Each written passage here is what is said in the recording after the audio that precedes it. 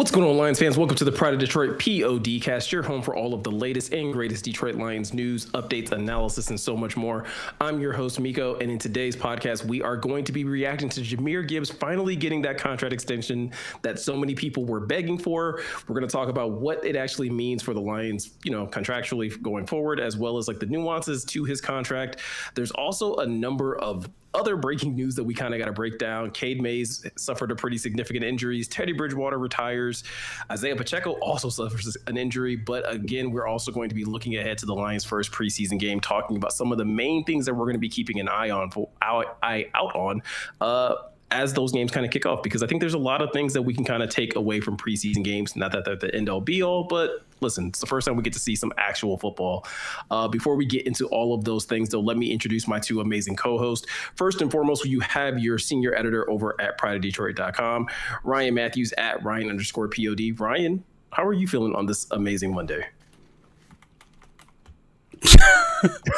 All right, he's gone. Incredible comedic timing right there. That tells you everything you need to know about how Ryan's Monday was going. Is that he just apparently decided to bail on the podcast altogether. And I'm leaving this in the podcast. Oh, yes, we're rolling. Well, until Ryan gets back, Jeremy's here at Detroit Online over on Twitter. Jeremy, how are you doing today? I'm good. It's been a little bit of a grueling pace here with training camp, and feels like literally every day we're getting hit with some breaking news here and there. But I'm ready for things to calm down here. I'm ready for a preseason game, and I'm ready for Dan Campbell to start a press conference just going, no news, questions. Like I just need one of those. I need one day of those. Not like, hey, look out, this guy's injured. Hey, look out, this guy retired. Yeah. It's been a pretty crazy few days here. No, absolutely. Speaking of crazy things, Ryan is still trying to join us, but as soon as he's available, we'll get him to say hi to everybody. But while we do that, Jeremy, let's jump into the biggest news of the day. Oh, there he is. Ryan, do we have audio though? I think that's probably the more important question. We kind of have video. Do we have both? Sure. Okay. Yeah, I guess we do. We do. Okay, it's extremely laggy. This is not good. I finally got everyone in the right spot. While Ryan figures out his audio situation, Jeremy, let's talk about the biggest news of the day. Jahmyr Gibbs finally gets that contract extension, a 3-year, $67.5 million deal that could be worth up to $75.75 million, with $51.5 million guaranteed. This is a process that I think very much so stressed out the fan base. It very much stressed out Jahmyr Gibbs. I'm sure it stressed out the Lions front office to some degree, but can you just kind of speak to like what it actually means to finally have this deal done, and maybe even just some of the nuances of this contract, because it does seem pretty unique? Yeah, I mean, let's start there, because the contract, it's unique in that it's unique to how the Lions have been building out these extensions before. It's not unique in that it mirrors Bijan Robinson's deal in a lot of ways, all the way down to what I think is one of the more fascinating parts about it is the incentives, right? He's built in a bunch of incentives surrounding around him having at least 800 receiving yards, which to me tells me that's something that they are going to continue to focus on. It's something that I feel like they've talked about every offseason, right? Is let's build him out as more of a receiver. When they drafted him, it was he's not just a running back, he's a weapon. We want to see him run the route tree from the backfield, from out wide. And we've seen like snippets of that here and there. And obviously his receiving yards and receptions have gone gradually up pretty much every year of his career. But this tells me that they think there's another level there, and they want to explore that. And, I was the one part I was afraid about with this hold-in going in to training camp was that they wouldn't have time to explore that. They wouldn't have time to have him on the outside and grow his game there. He missed a week of training camp, and even now, he's 3 practices in, but he's still not getting like a normal workload. So we'll see. Like it certainly seems like that's something that's going to be a very big goal of the Lions and probably Gibbs himself. But then like the more nitty gritty parts about the contract that I found interesting is only one void year, and that's basically as a result of not doing these option bonuses, which has been kind of the norm for them with these extensions, which I don't want to get too much into like the nitty gritty of it because it's hard to say without showing you visually. But, the idea behind option bonuses is that you would kick a lot of money down the road. You'd take these big salaries, and instead of having big salaries, you'd have like vet minimum salaries and have these option bonuses every year that you get paid out, but get spread for the next 5 years. The Lions only do that once in Gibbs' contract, and it's real early. It's 2027. So there's what they're not doing is essentially kicking money down the road. They are not going to reach the end of this contract and have a $30 million voided year dead cap at the end of it. The one void year that they have is $2 million in dead cap. That's it. And even the year before that, 2030, the Lions have a pretty easy out. After it's $27.5 million cap hit for 2030, they can recoup 20 of that back. So like they have an option to get out after 2030. A lot of people say they have an option after 2029, but you look at over the cap, you look at Spot Track, they don't quite display the contracts correctly. They still can get out of it. It's a $27 million cap hit. You can get $7 million of that back. So you'd still be eating $20 million in dead cap. But to me, the interesting part about this is the fact that there isn't a lot of dead money at the end. They're using what they call rolling guarantees. So part of the reason why 2029 looks nicer than it is because in 2028, $8 million of his 2029 salary become guaranteed. That's not displayed on over the cap. That's not displayed on Spot Track. So that's $8 million in once he gets to the 2028 season, that 2029 salary, $8 million of it gets locked in, which makes it harder to cut him that following year. They can still do it, but to me, this shows that the Lions want themselves to at least have a little bit of an out. It tells me that they. I think they're treating a running back contract a little bit differently than they would some of the other contracts. But it also is a good deal for Gibbs, obviously, right? Like he's the highest paying running back in NFL history. Like he's not taking a team friendly deal, which I feel like some people are characterizing as that. He is taking a huge deal. He is getting a lot of guaranteed money that will continue to add to his guaranteed money as he stays on the football team. And so I think he's in good shape. The Lions are in as good of shape as you could reasonably expect. A lot of people are asking me like, okay, now do they have enough cap space to add, Brian Branch's deal and add Sam Laporta's deal? I mean, the short answer is yes, you can always make room. The longer answer is it's a little bit more complicated now because you have another guy paid at the highest at his position. Yeah, and I think that's the thing. I was actually kind of surprised about that when it came down to once this deal was announced, was that my first thought wasn't about Sam Laporta and Brian Branch's deal. It was just the simple fact that the Lions went out and didn't toy around too much. I think some people may disagree about how long it took and the fact that he kind of missed a couple practices, that maybe they weren't taking it as serious as they have other deals. But I think at the end of the day, Jeremy, running back is just that unique of a situation. The rest of the league has still not caught up to the fact of just paying these guys what they're worth for very good reason when you consider the amount of hits they take. When you think about the tread on the tires of a running back, it's understandable about why these things took so long. But at the end of the day, when you break down the contract the way you just did, it's easy to see that the Lions at least still held true to everything that they were saying leading up to this contract being done. They valued Jahmyr Gibbs very highly, and his contract reflects that by him having a lot of guarantees without too much of it being tied up into too many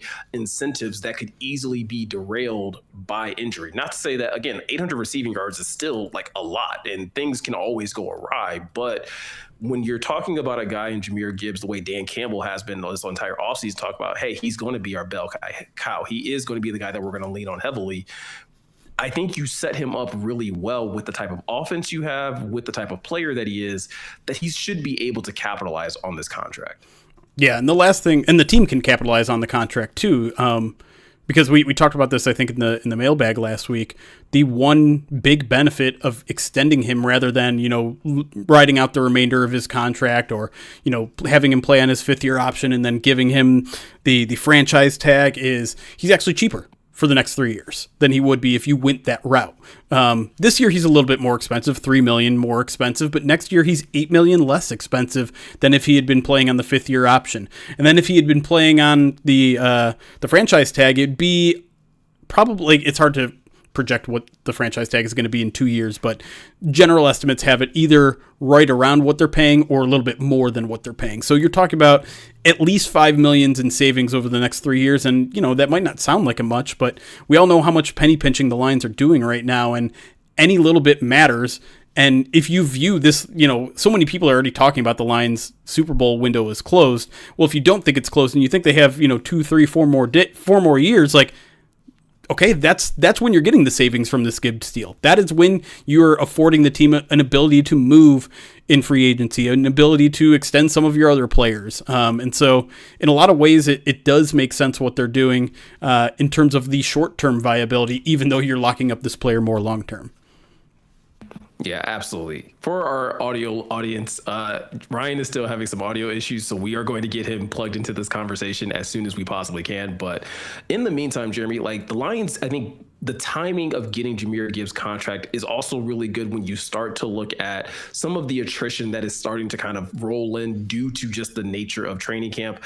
We're going to get to Cade Mays in a second, but I do want to talk about Isaiah Pacheco because I think the timing of getting Gibbs' deal done around the same time that Isaiah Pacheco gets announced that he's dealing with an MCL sprain, not expected to be like a serious impact on the season. They're expecting him to be back by week 1, but I'm not going to lie. Like it did kind of catch me off guard in the sense that I think it kind of reminds me that like how much we took for granted how healthy David Montgomery typically stayed in the offseason. Like if nothing else, it's just a reminder that like these injuries can happen at key positions as well. And while there's a good amount of debate about how much you can expect to lean on Pacheco this year, you still would like to have him as fresh as possible come week 1.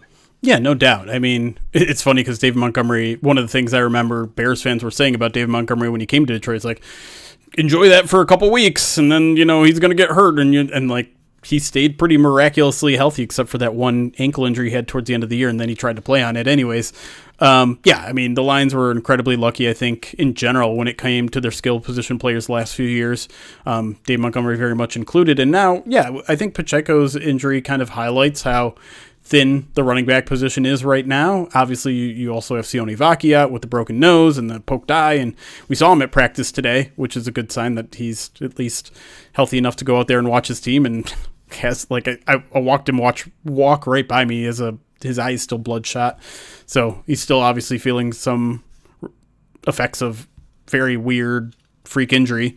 But anyways, with Pacheco, obviously it'd be nice to have him during this part of training camp and have him building that rapport with Jared Goff and learning the offense and learning the tendencies of the offensive line in front of him. But, he will be, like you said, the full expectation is he'll be ready by the start of the season, and he's going to be an important player because even if it is, bell cow Jahmyr Gibbs show this year, they are going to rely on Pacheco to be a change of pace back there. Going to rely on him to be the backup if, anything happens to Jahmyr Gibbs. And there's not a lot of proven guys behind that, even though we've seen a lot of Jacob Saylors, even though we've seen a lot of Jabari Smalls, and Dan Campbell even talked about it today. I know we're going to talk about those two a little bit later in the second segment, but he's been impressed with those guys, and I've been impressed with those guys a little bit, to a point where I'd be comfortable with them being RB2 or RB1. No, but at least one of those guys is going to make the team. Maybe both are going to make the team, and I think there's certainly a small chance we eventually see them on the field. Yeah, and I think when you're talking about having a veteran in Pacheco, like dealing with something like this, like you said, it would be advantageous for him to be out there getting that rapport with his teammates, getting that rapport with the offensive line. This is a veteran, though. This is someone that should be able to, again, still be able to pick up and digest the playbook really well in the classroom setting, so that when it comes down to week 1, given that he may only have like a handful of practices probably before that, like I would still expect him to be able to go out there and execute his role at a really high level. I don't know if I feel nearly as confident, though, when it comes to the injury that Cade Mays suffered, because there were already a lot of questions about whether or not, like, what type of play you could expect from a guy that's never been a full-time starter. And now you're finding out that Cade Mays is likely out. I believe it was Aaron Rappaport that said somewhere between 8 to 10 weeks with the injury that he's dealing with. Yeah. Rappaport was saying a fractured bone in his wrist. Dan Campbell confirmed it was wrist. Brutal. I mean, listen, the Lions obviously went out this offseason and center was maybe their highest priority. they obviously spend a lot of money on Mays and free agency. They move on from Graham. They trade for a backup center. It is clear to me that center particularly, but obviously the offensive line was a major point of emphasis this offseason, and now you're going to be at least a month into the season without your starter. It's bad. I'm not going to spin it and say like it's good news. Like even as a Cade Mays skeptic, as I would probably classify myself, he's better than everything else they got. Now, Scruggs is a guy that has experience. He has center experience. He has starting experience in the NFL. He suddenly became a lot more important today than he was the day before. He's battling through his own injury, but it doesn't sound like that's serious. But I mean, yeah, it's not a great look. If it is Juice Scruggs that's going to be the starting center, it's going to be another week before he can start building that chemistry with Jared Goff, before he can start building that chemistry with the rest of the offensive line.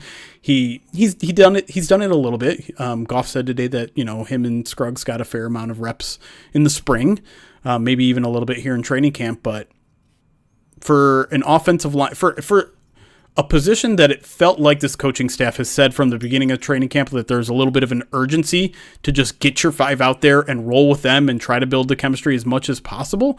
This is a setback. This is a pretty significant setback. And, now I would say the Lions have questions at 3 of their 5 positions on the offensive line. Like, Blake Miller is a rookie, and we're seeing it at camp, like a lot of ups and downs.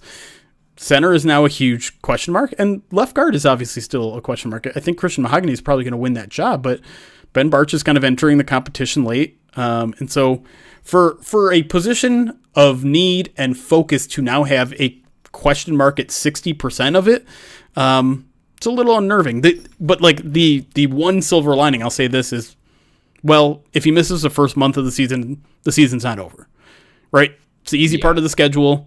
If he comes back at the bye week, that means he missed 0 divisional games. 0.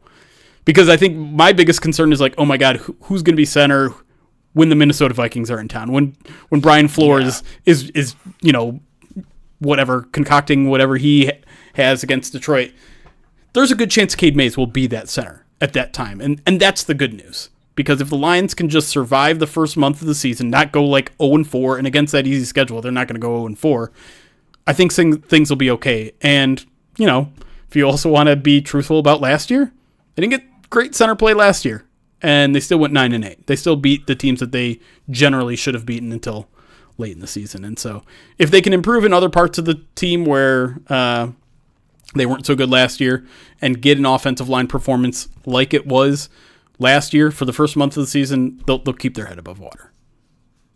Yeah, and I think the other question, though, that comes to mind, though, is like, okay, if Cade Mays is out for a while, if Juice Scruggs is dealing with his own injury, where do the Lions go necessarily for the rest of training camp to get, like, top-tier center play? Do we start introducing the Tate Ratledge at center conversation again? Since Miles Frazier has basically been taking reps everywhere else on the offensive line, do you just add center onto that plate as well? Or do you look to guys like Seth McLaughlin or Michael Neese to kind of pick up the slack, which, again, probably isn't the worst thing when you're talking about the offseason, you're talking about preseason games. These are guys that you have on the roster anyways. Like, maybe those guys can kind of take advantage of an opportunity. Yeah, Seth McLaughlin's time is now, right? He got all the first team reps today. I assume he'll get all the first team reps on Thursday during the preseason game. Listen, he's an intriguing guy, right? He's a Remington Award winner, the best center in college when he was at Ohio State before the injury got him. And he really hasn't been able to show what he's got since then, right? He entered the NFL as an undrafted free agent. The injuries has kind of plagued him since then. And so the Lions signed him very early in the offseason. I kind of asked him about that today. It's like, since you've been with the team since January or February or whatever it's been, like, do you feel like you have a good grasp of what this offense is about, what this team's about? And he said, yeah, like, we got a lot of reps in the spring. I'm getting a lot of reps here in training camp, whether with the 1s or the 2s or the 3s. And so feels like he has a relatively good grasp. Now, there's going to be, again, chemistry stuff, right? Jared Goff said today, I don't think I took a single snap from Seth McLaughlin until today. That's something that's going to need to get repped a lot. And then again, the chemistry with everyone to your left and right. He hasn't gotten any snaps next to Tate Ratledge. He hasn't gotten any snaps next to whoever the left guard is going to be, probably Christian Mahogany. And so all that stuff is important to work out, but, He's going to have time, probably at least a week before Scruggs enters the competition. And so he's an intriguing guy. I'm not going to sit here and tell you like, oh, he looked awesome. Oh, he looked terrible in his first day of training camp. It's hard to tell. But, I can see why some people want to feel optimistic about it. He's not a scrub, right? You don't win best center in football in college for being just an okay player. He can play ball. It's just a matter of, can he play ball at the NFL level? Can he play ball next to the guys that they've got? And can he build that chemistry in time for it to matter? Yeah, and speaking of like building chemistry, that's something that the Lions also have to now deal with at the backup quarterback position, with Teddy Bridgewater basically announcing that he's going to be stepping away from football, that this is actually going to be, I don't want to say a real retirement, but he's actually retiring and actually choosing to step away. And the Lions are therefore bringing in Josh Dobbs, who was with the team back in 2022, has some rapport with Drew Petzing during his time in Arizona. So just, Jeremy, where's your confidence level at with the backup quarterback position? Because obviously Dobbs is coming in, a week and a half into training camp. The Lions have been, obviously getting some play out of Luke Altmyer with the third team. Where do you kind of sit with like who should be the front runner? Do you think Josh Dobbs immediately jumps over Altmyer, or do you think that this could still go either way as like the preseason games kind of play out? I mean, I tend to just give the job to the veteran backup. Like Josh Dobbs has come in a pinch several times over the past 3 years and done a really good job. He got poached from the Lions in that 2022 season by the Cardinals, Drew Petzing's Cardinals. And then started, I think, 8 games for them the next year when they were going through everything they were going through with Kyler Murray. And then he gets traded to the Vikings, immediately comes in and has to win a couple games for the Vikings. He goes 2-2 despite like just joining the team. And so that's kind of what you're looking for, right? Like this emergency option who can just come in, knows, obviously he's a very, very smart kid. It's probably not even fair to call him a kid at this point, but very, very smart guy. He can grasp the offense. He can come in a pinch and provide okay play. And whereas Altmyer, like, listen, I've been very impressed with his camp. I've been very impressed with his accuracy, his decision making. He carries himself like a vet, but he's not a vet. He doesn't know defenses a lot. He hasn't faced exotic looks yet. Dobbs has, and that experience matters because when you are a backup and you enter the game, the opposing defensive coordinator on the other side is going to make your life hell, especially if you're an undrafted rookie. Then, I mean, I can't imagine being a defensive coordinator and being put in any better position than undrafted rookie just entered the game. And so I think you need a guy that just has the experience. And listen, I think that maybe Altmyer could win the job. Like, I'm not going to rule it out. He's been playing very well. But as you and I both know, things can change a lot when you put a guy in a preseason game. A guy that looks very good in training camp can look very different in preseason. I'm not saying Altmyer's going to stink it up on Thursday. I don't know. He's going to have all the opportunities in the world, and I wouldn't bet against him with what I've seen so far. But I just think it's going to be very hard to earn the level of trust that you would need as an undrafted rookie to be the one Jared Goff injury away from leading this football team spot on the roster. No, absolutely. And I think that's where this is the types of stuff, like when we're going to talk about it more in segment 2, but like these are the types of things that when we start to get into preseason games that I do look at pretty heavily is quarterback play. Because again, if you can't perform well against an opposing team's third and fourth string players, there's not a lot of confidence to be had that you're going to be able to do it at the next level in this situation where you do have to be the emergency backup because Jared Goff has to come out for a few plays or whatever. This is going to be his opportunity to at least instill some confidence in the Lions or help the Lions have some confidence in him to not even just give him the quarterback 2 position, but also like even to carry him onto the roster as QB3, which obviously you have the practice squad. It's not as big of a must do, but you would like to make that a conversation if you're Luke Altmyer. And then going back to Teddy Bridgewater, like I don't want to make a bigger deal out of this than it is, but it does feel like a somewhat significant blow, if not just for the simple fact of like the relationship that Teddy and Dan Campbell had. Yeah, no doubt. I mean, Dan was obviously very emotional talking about it on Sunday, and understandably so. They've been through a lot. He pointed to that year in which Drew Brees went down with an injury, thumb injury, and he came in and won, 4 or 5 games for him. And obviously he's seen what Teddy has done to the locker room, to players like Jameson Williams. Having that sort of mentor in the building is valuable, even if he's not throwing passes for you, or he led a playoff touchdown drive. I'm sure that's what Ryan would say if he was here right now. And so it's a bummer for Teddy, and he went to Instagram today, and it certainly sounds like it was more of an injury related thing. His knee wasn't holding up, which is kind of a twisted, ironic way for his career to end, considering that's what threatened his career 10 years ago. But it's unfortunate for Detroit. It's unfortunate to have to change courses at the backup position this late into training camp. Not super late, but late into training camp, late into the offseason. It does make me a little bit frustrated that the Lions didn't take the backup position a little bit more seriously, but at the same time, can understand why Teddy was an option, a tantalizing option. I still thought Kyle Allen's deal wasn't big enough to warrant letting him walk, but at the same time, if Bridgewater or Allen would have had to play significant snaps this year, it's probably not going to be good news for the Lions season anyway. So I'm not going to beat the Lions up over this, but I hope moving forward that they take this a little bit seriously. But I also want to go back to Altmaier too, because I think you're absolutely right that he's making this a conversation, even if Teddy was here, whether the Lions should keep him as the third quarterback, because I think he's been playing that well. Again, we'll see what it looks like in the preseason, but I think I'm very close to putting Altmaier in his QB3 right now. Yeah, and I think that at the very least, that's what you can expect out of a UDFA, is that you want to have those types of players making it tough on the coaching staff to make those really difficult decisions. So once again, it's going to be interesting to see how the preseason continues to play out, which the Lions will have their first game on Thursday, and just the rest of training camp as things kind of get shuffled a little bit. But one thing that you never have to worry about getting shuffled up and getting mixed up is great quality jerky over at Righteous Felon Craft Jerky. The Pride of Detroit podcast is brought to you by Righteous Felon Craft Jerky. It's the jerky that fuels the Pride of Detroit POD cast. Each 2-ounce bag of jerky has 16 to 20 grams of protein, and each stick has 8 grams. Trust me, if it's good enough for the Lions, it's going to be good enough for you too. Righteous Felon is based in West Chester, Pennsylvania. They use locally sourced, all-natural Black Angus beef and prides itself on superior quality, revolutionary branding, and unique flavors that go beyond the stereotypical jerky offering. I'm sure if Ryan was here right now, he would be bragging about how good Marilyn Monroe is.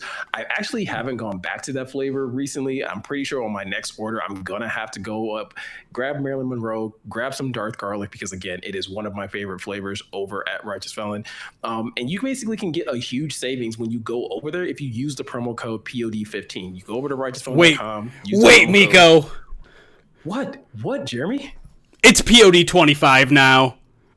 I forgot to tell you. The new code is active. You're telling me live right now on this podcast that people can actually save an additional 10% on their order if they go over to righteousfelon.com? I am telling you that, Miko. And this is even though we're making it sound like an infomercial, this is actually an impromptu conversation because I did forget to tell you. I didn't know this at all. So amazing, because now I know what I'm going to be doing during the break is I'm going to go to righteousfelon.com. I'm going to use the code POD25 at checkout and get 25% off my order. And you can do the exact same thing. So go over to righteousfelon.com, use the promo code POD25 at righteousfelon.com and save big. When we come back, we are going to be talking about our previews for the preseason game and what players or position groups we expect to stand out. And hopefully Ryan will be able to join us for this amazing conversation. So we're going to talk about that and a whole lot more right after this.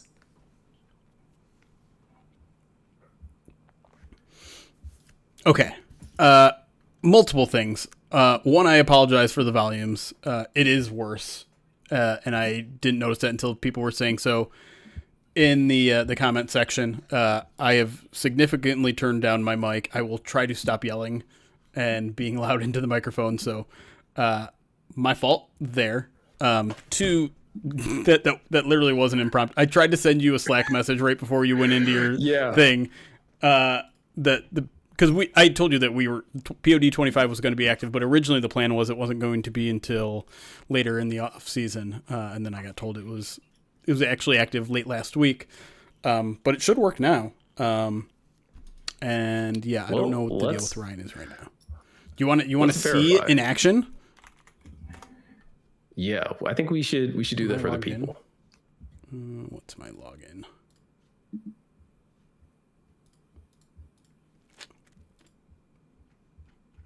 I don't remember my login.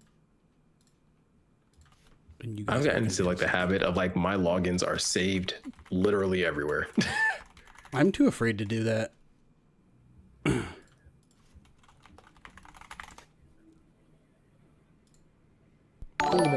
Yeah, I used to be, and then what is it? I know Apple like has like a password generator for you. Oh, really? And so I pretty much just like have that, like it'll create like a strong password for you and it'll save it. Nice. So, all right. Righteous Felon. I like to get the bundles because I just want flavors of everything. So like this mega pack bundle right here with all the meat sticks, or sometimes I'm not as much of a meat sticks guy as I am just give me the beef jerky. So just add to cart. Hopefully my address doesn't show up in here. POD draft not active, but POD 25. Oh, okay, it didn't work. I'm gonna have to talk to.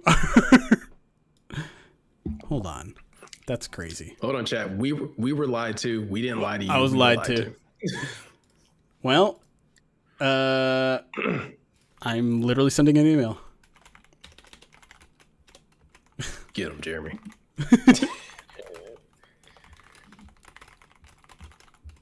Okay. All right. Well, I'm going to ensure it's ready by tomorrow. This has just been a disaster of a segment. It's been a really crazy day. It has. Which is ironic because I was having a really good day. Well, not to say that today's been terrible. Like that now's terrible. It sucks that Ryan's out here, but All right, so POD 15 still works, but I'm going to make sure POD 25 works by the end of the day. Or, I guess, business day. Anyways. yeah, hopefully it's, up and working before people start using it and we don't get No, angry big emails. areas. Big areas. No, I will not personally reimburse. No. All right, let me send a message to see what. Sports Turf Pro, we did not forget Ryan. I just don't know how to help Ryan from where I am.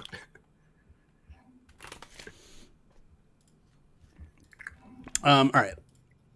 While I await answers and change it so that you're not Eric. Where's Eric's stuff? Pew, pew. There you go. You get to be Miko again. All right. Let me scroll back, get to all these alerts. Oh, we're back at home. Back at home. How was the first segment? Great. We may have lied to our audience about the Righteous Felon promo. But other than that, yeah. Nice. There we go. Do you want to say anything about Teddy Bridgewater? Nope. Okay. All right. do you want to say anything about Jahmyr Gibbs' contract? Nope. Cade Mays? Nope. All right. Great. I don't know if our first segment would have been that different then. For sure. Who knows? All right. I'll get to alerts then. How are you at least eating those chicken nuggets? Yeah, a little bit. Good. Good. McVeigh Rob, thank you for the 40 months subscribed on Twitch using that Twitch Prime. RGA also using that Twitch Prime 41 months. Dante Oko, thank you for the follow on Twitch. LJB Ruff 75 months says Nugget time. Nugget time.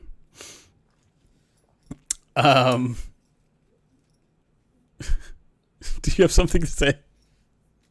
No, I just don't know like why my internet connection is like bad everywhere.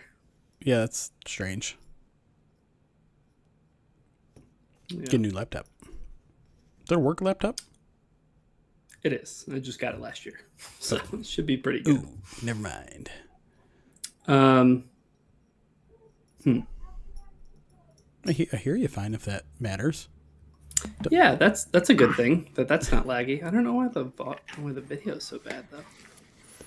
Okay. How's your storage looking on your laptop? I haven't checked it. I know that sometimes has been an issue for me in the past if I have too much, if I'm taking up too much space. Are you downloading a whatever lot of reason. videos, Ryan?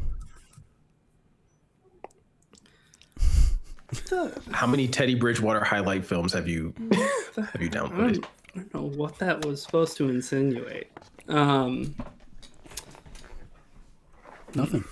at all. Jay Rago, thank you for the 100 bits, says, if I could just take 1 second to address the Cade injury. Sorry. I promised I would stop yelling. Sorry. Chaos Cam, thank you for the 21 months. Nick the Greek, 68 months, subscribed, says, can't believe how many groin injuries there are around the league. I'm going to ignore the parenthetical after groin injury. You can use your imagination as what Nick the Greek put in the parentheses there. Whatever your guess is probably right. Sports Turf Pro, thank you for the 40 months. It says school district wants to pass a millage, purposely tanking Ryan's Wi-Fi. Yeah, for all you people who voted no, that's what you get. Don't kick a man while he's down, Sports Turf. Come on. Double Steak Burrito, awesome name, 6 months. Thank you for subscribing over on Twitch. Jed in Savannah 100 bits says, just got back from a road trip to Iowa and they have Raisin Canes everywhere out there. And then I remember what Miko said about how little seasoning they put on their chicken, and it made a lot of sense. Also, Freddy's Steak Burger is greater than Culver's. I've heard that before. I've never had Freddy's. Me neither. But I've heard good things. Freddy's Steak Burger. Are they local? Are there any here? Oh, they got frozen custard too, huh? So. Others in Kalamazoo, apparently. No, I'm not driving that far. I ain't driving all the way there.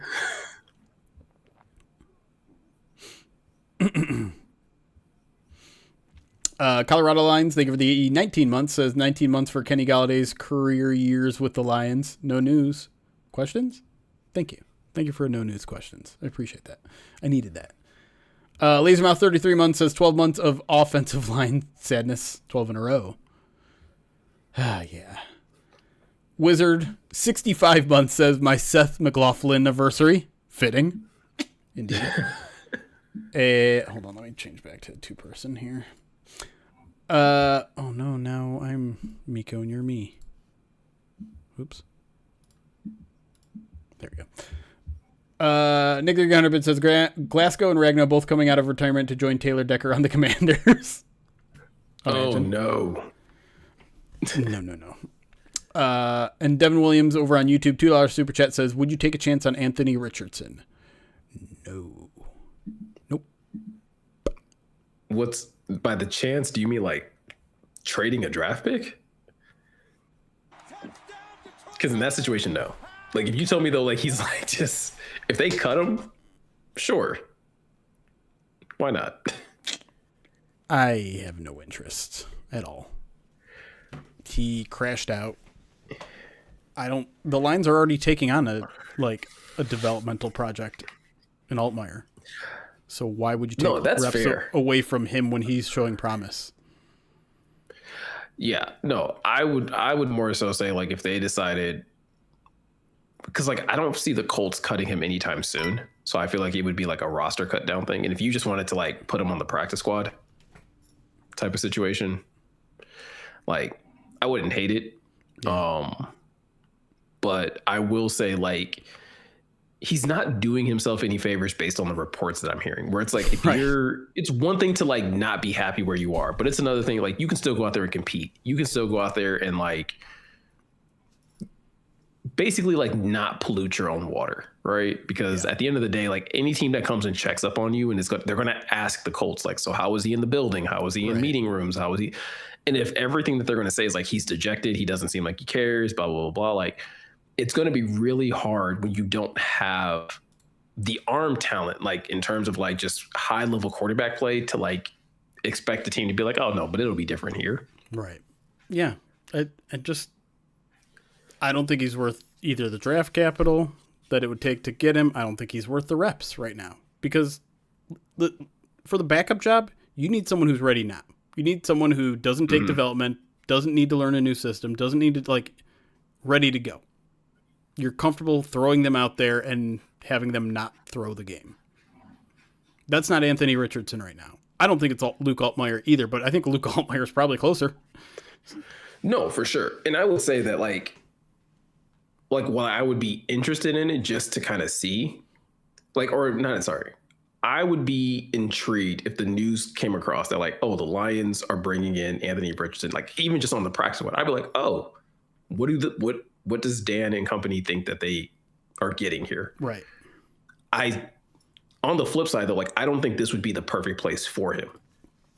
Like, No. probably unironically, like if he were going to go anywhere else after Indy, Baltimore probably makes the most sense. I'm thinking Arizona. Like, Arizona's got nothing to lose this season. Just see.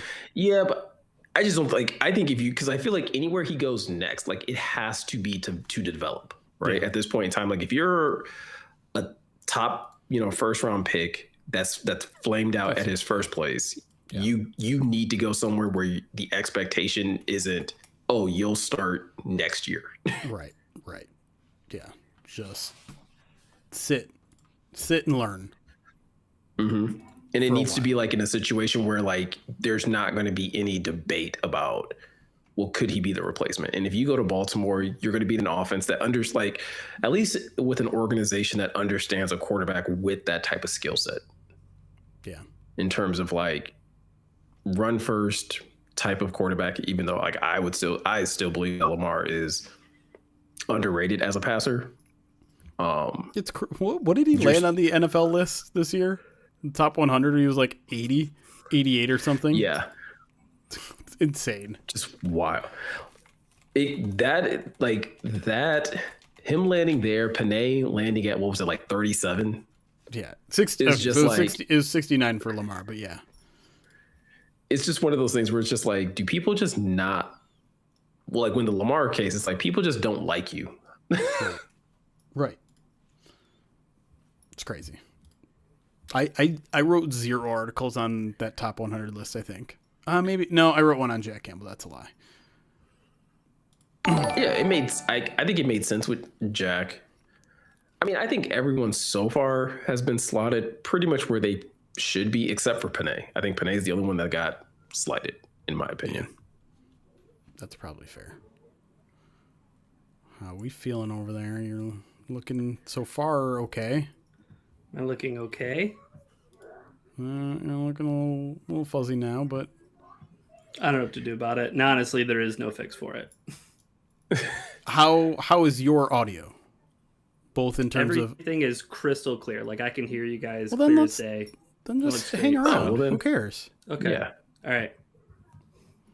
Well, As like long- recording at the school isn't going to be a thing anymore because they have now blocked Riverside. I think that's what happened. Is like I went to between the time that we started recording and then us recording, like the internet was like, it said like unstable connection, can't connect, and I was like, okay. So then I pulled up a hotspot on my phone and tried to connect it to my computer, and that's why it was like laggy. And I was like, okay, let me just try to go back to the school's Wi-Fi, and it was like unstable connection, and I was like, oh, okay, cool. So So you're trying to not. ice me out. Very stupid question that you can mock me for even asking, but you're not currently on the hotspot, correct? No, I'm not. No, Okay. I'm on my home's Wi-Fi. Okay. Do I sound okay? You sound perfect. Like Yes, I'm fine. Well, okay. Don't gas me up now. But Why like, not? That's what we do here. I wonder, can I do? So should I sound good on Twitch too? Yeah. Okay. All right. Well, then I'll just do this. Yeah, this is fine. Enjoy the visage of me, folks. Listen, we've always just been here for your voice anyways. Dang it, I was trying to be frozen.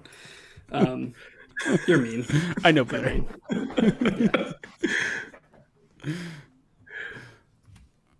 You know. I'm just gonna eat like 16, 17, maybe 18 nuggets to kind of Perfect. drown my sorrows. How fast do you think I can eat them? I don't want to play that game with you. I'll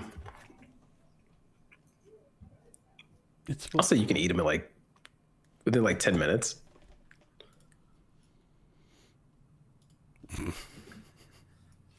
Okay. All right.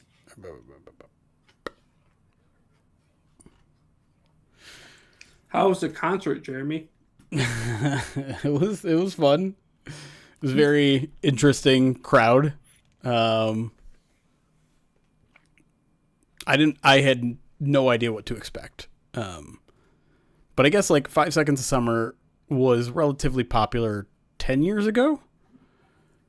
So if you kind of do the math on that, I don't know, 10 to 13-year-olds who were really into that are now 10 years older. And so, yeah, there's a bunch of 21 to 24-year-olds at this concert, trying to recapture their pop culture days and having a blast. Everyone seemed to be just loving it. I will say it's very strange being at a concert where everyone seems to know the words to every song but you. But I can have some vicarious enjoyment from all of that. How many comments on the mozzarella stick shirt? just walking in, because obviously there aren't a lot of people walking by me once I've sat down on the lawn or whatever. So I think I had 2 people almost immediately mention the shirt.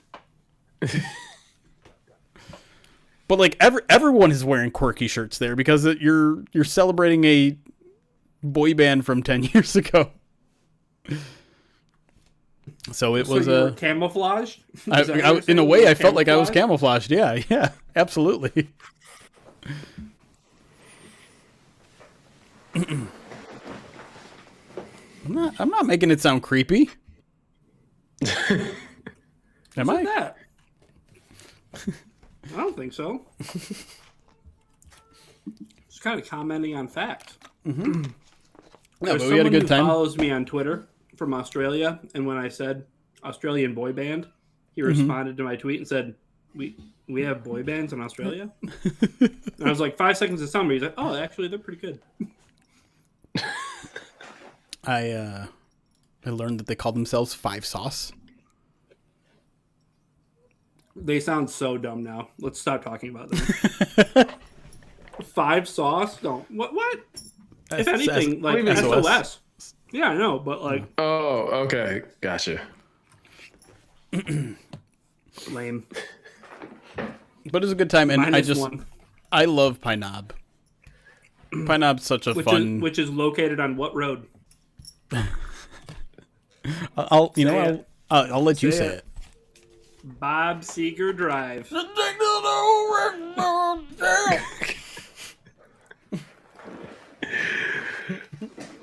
Oh man.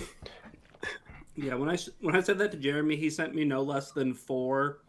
The next 4 responses on Slack to me were all Bob Seger puns.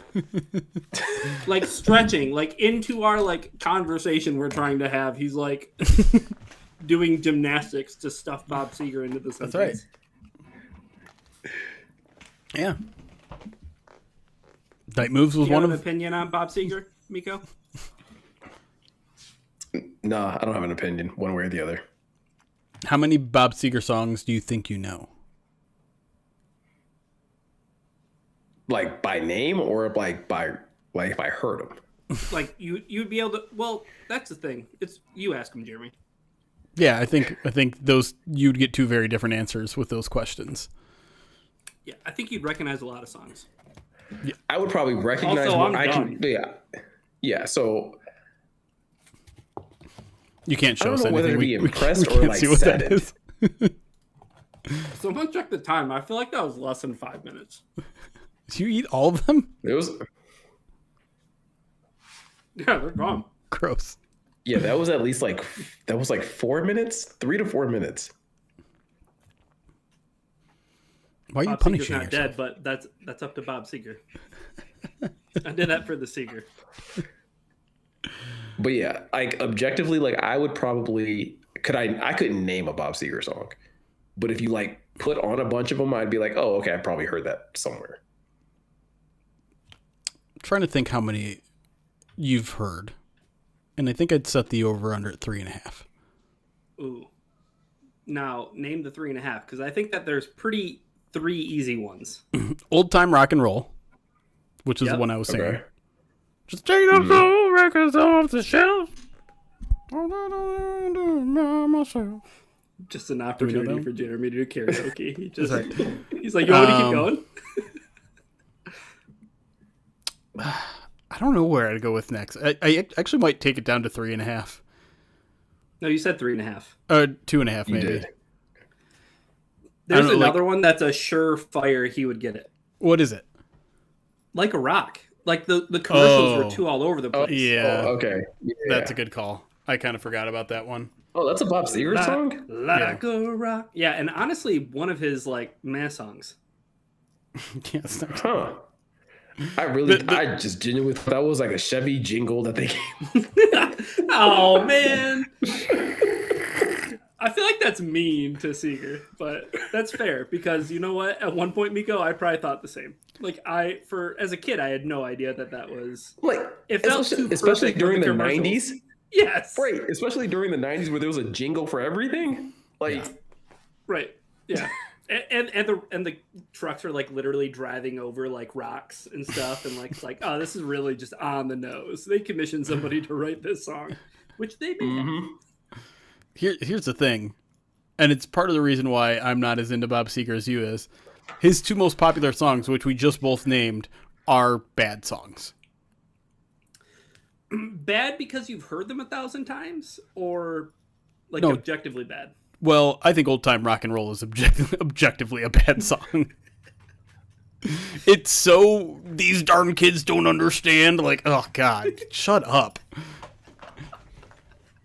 Okay, all right, but we got into not a disagreement, but we had a conversation a couple weekends ago about like Bruce Springsteen is like our Bob Seger. Yeah. Like Bruce Springsteen, there's nothing that really separates, in my opinion, like their catalog from one another because I think Bob Seger has like a ton of hits. Sure. But Springsteen ends up being like the more popular person because he's from the East Coast. And he's from New Jersey and all this stuff.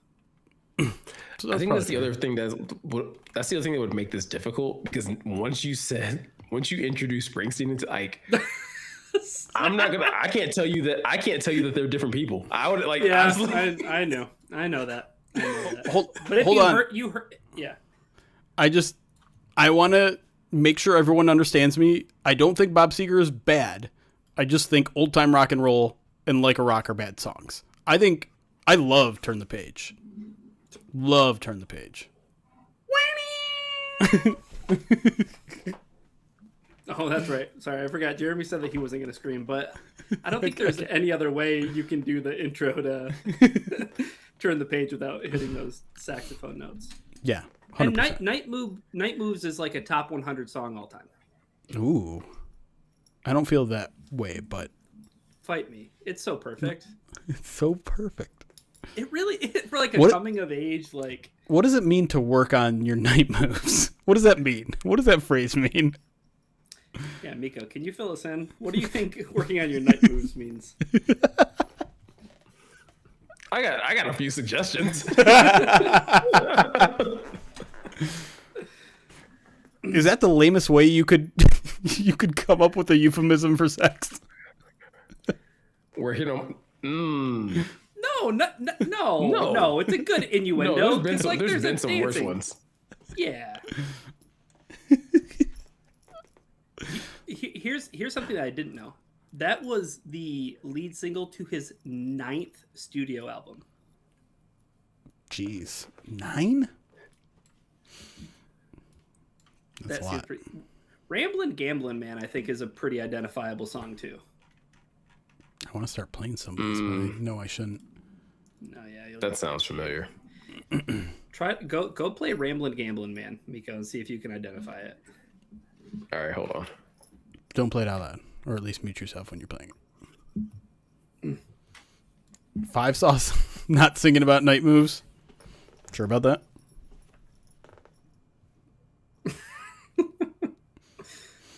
We didn't forget Turn the Page. We just talked about the Turn the Page. It's a great song.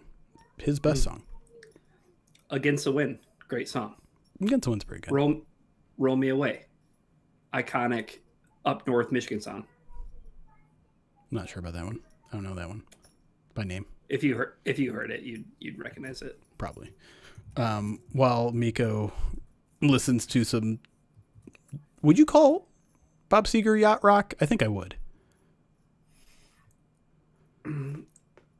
I like yacht rock. I don't think he's yacht rock, though. No?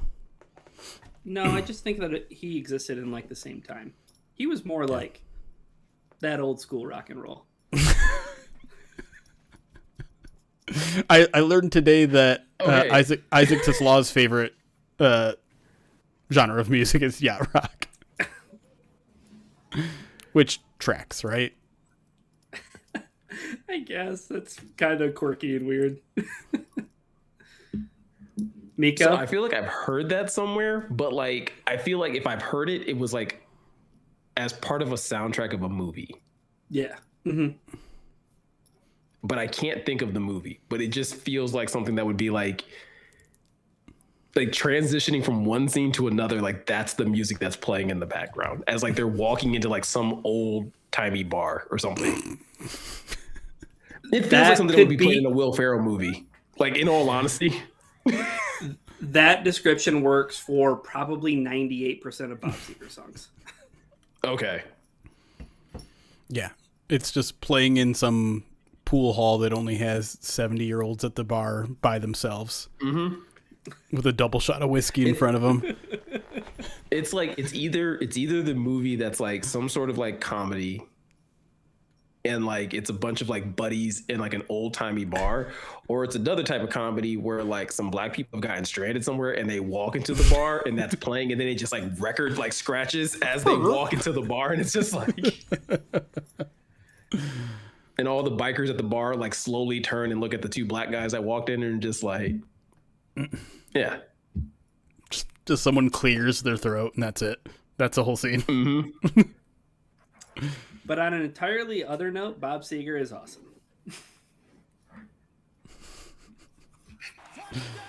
I'll take you stand hard. Who do you stand harder for, him or Michael Keaton?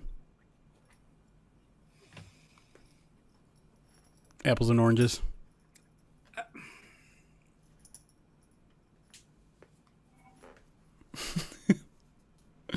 It's a real brain buster. This is causing my brain to reboot. That's a really tough question. Like that's like having to choose your favorite kind of ice cream. Yes. I feel like it should objectively be Michael Keaton though. Like I feel like it shouldn't even be that close. One was Batman. That's all I know. Like that should be enough.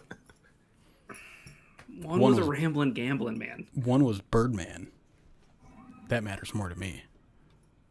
The same one. See? You get to play 2 flying creatures.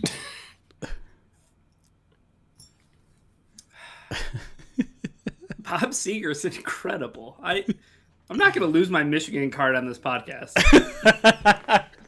I think you just answered the question. Bob Seger. You're lying. I'm not lying. I might be lying a little bit. I love Mr. Mom. I love Mr. Mom, but you know that movie's set in Detroit, right? So yeah, because he's wearing a Lions hat. And they essentially remade Mr. Mom with that modern comedian. And everyone's like, you know, the storyline's like weird and out of date now, right? Like it belonged in the 80s. Who did that? A dad who doesn't understand how to take care of his children in modern day doesn't work. Oh yeah, that is not played the who same. It was? Was it Kreischer? It was. I don't think it was Bert Kreischer. It was someone. It was Bergazzi. Oh, Nate Bergazzi. no. It was that Nate Bergazzi Yes. movie. Oh. It's not. It wasn't called Mr. Mom, but like that was essentially Sure. the exact It was same like the premise. premise. Mm-hmm. I'm just, That's terrible. How disrespectful. what was the name of that movie? Breadwinner. The Breadwinner. Let me read to you the Wikipedia plot. Don't make fun of Night Moves for being too on the nose when you have a movie called Breadwinner. Nate Wilcox works as a top employee at a car dealership while his wife, Kate Wilcox, stays as a stay-at-home mom taking care of their blah, blah, blah. Katie also is able to land a deal on Shark Tank for invention, requiring Nate to stay at home from his job on leave to become a stay-at-home dad. Nate soon realizes the difficulty of domestic life as he is unable to keep up with the daily necessity of cooking, cleaning, laundry, and taking care of his daughters. Whoa. Crazy. And it's not even like he has that many either. I think he has like two? I have no idea. Two or three? I have no idea. He works in cars, just like Michael Keaton. Yeah. Also, shout out to @JRod313. Multiplicity is probably one of my favorite Michael Keaton movies. I saw that like a long time ago. Michael Keaton just has bangers. That movie is so underrated. Name a Michael Keaton movie. Underrated. Did you guys ever see The Founder? I thought he was great in that. He was awesome in The Founder, the McDonald's movie. Oh, I haven't seen that one. No. It's good. Worth your time. I also need to watch the movie about Tetris because I saw something on TikTok about it and that looked like really interesting. Dude, my algorithm got flooded with that recently too. Like, why? What's going on? It was fun. I watched that movie. I was trying to debate whether I saw it or not, and for some reason, maybe I think because they were both Apple TV movies, but it was that and the Blackberry movie.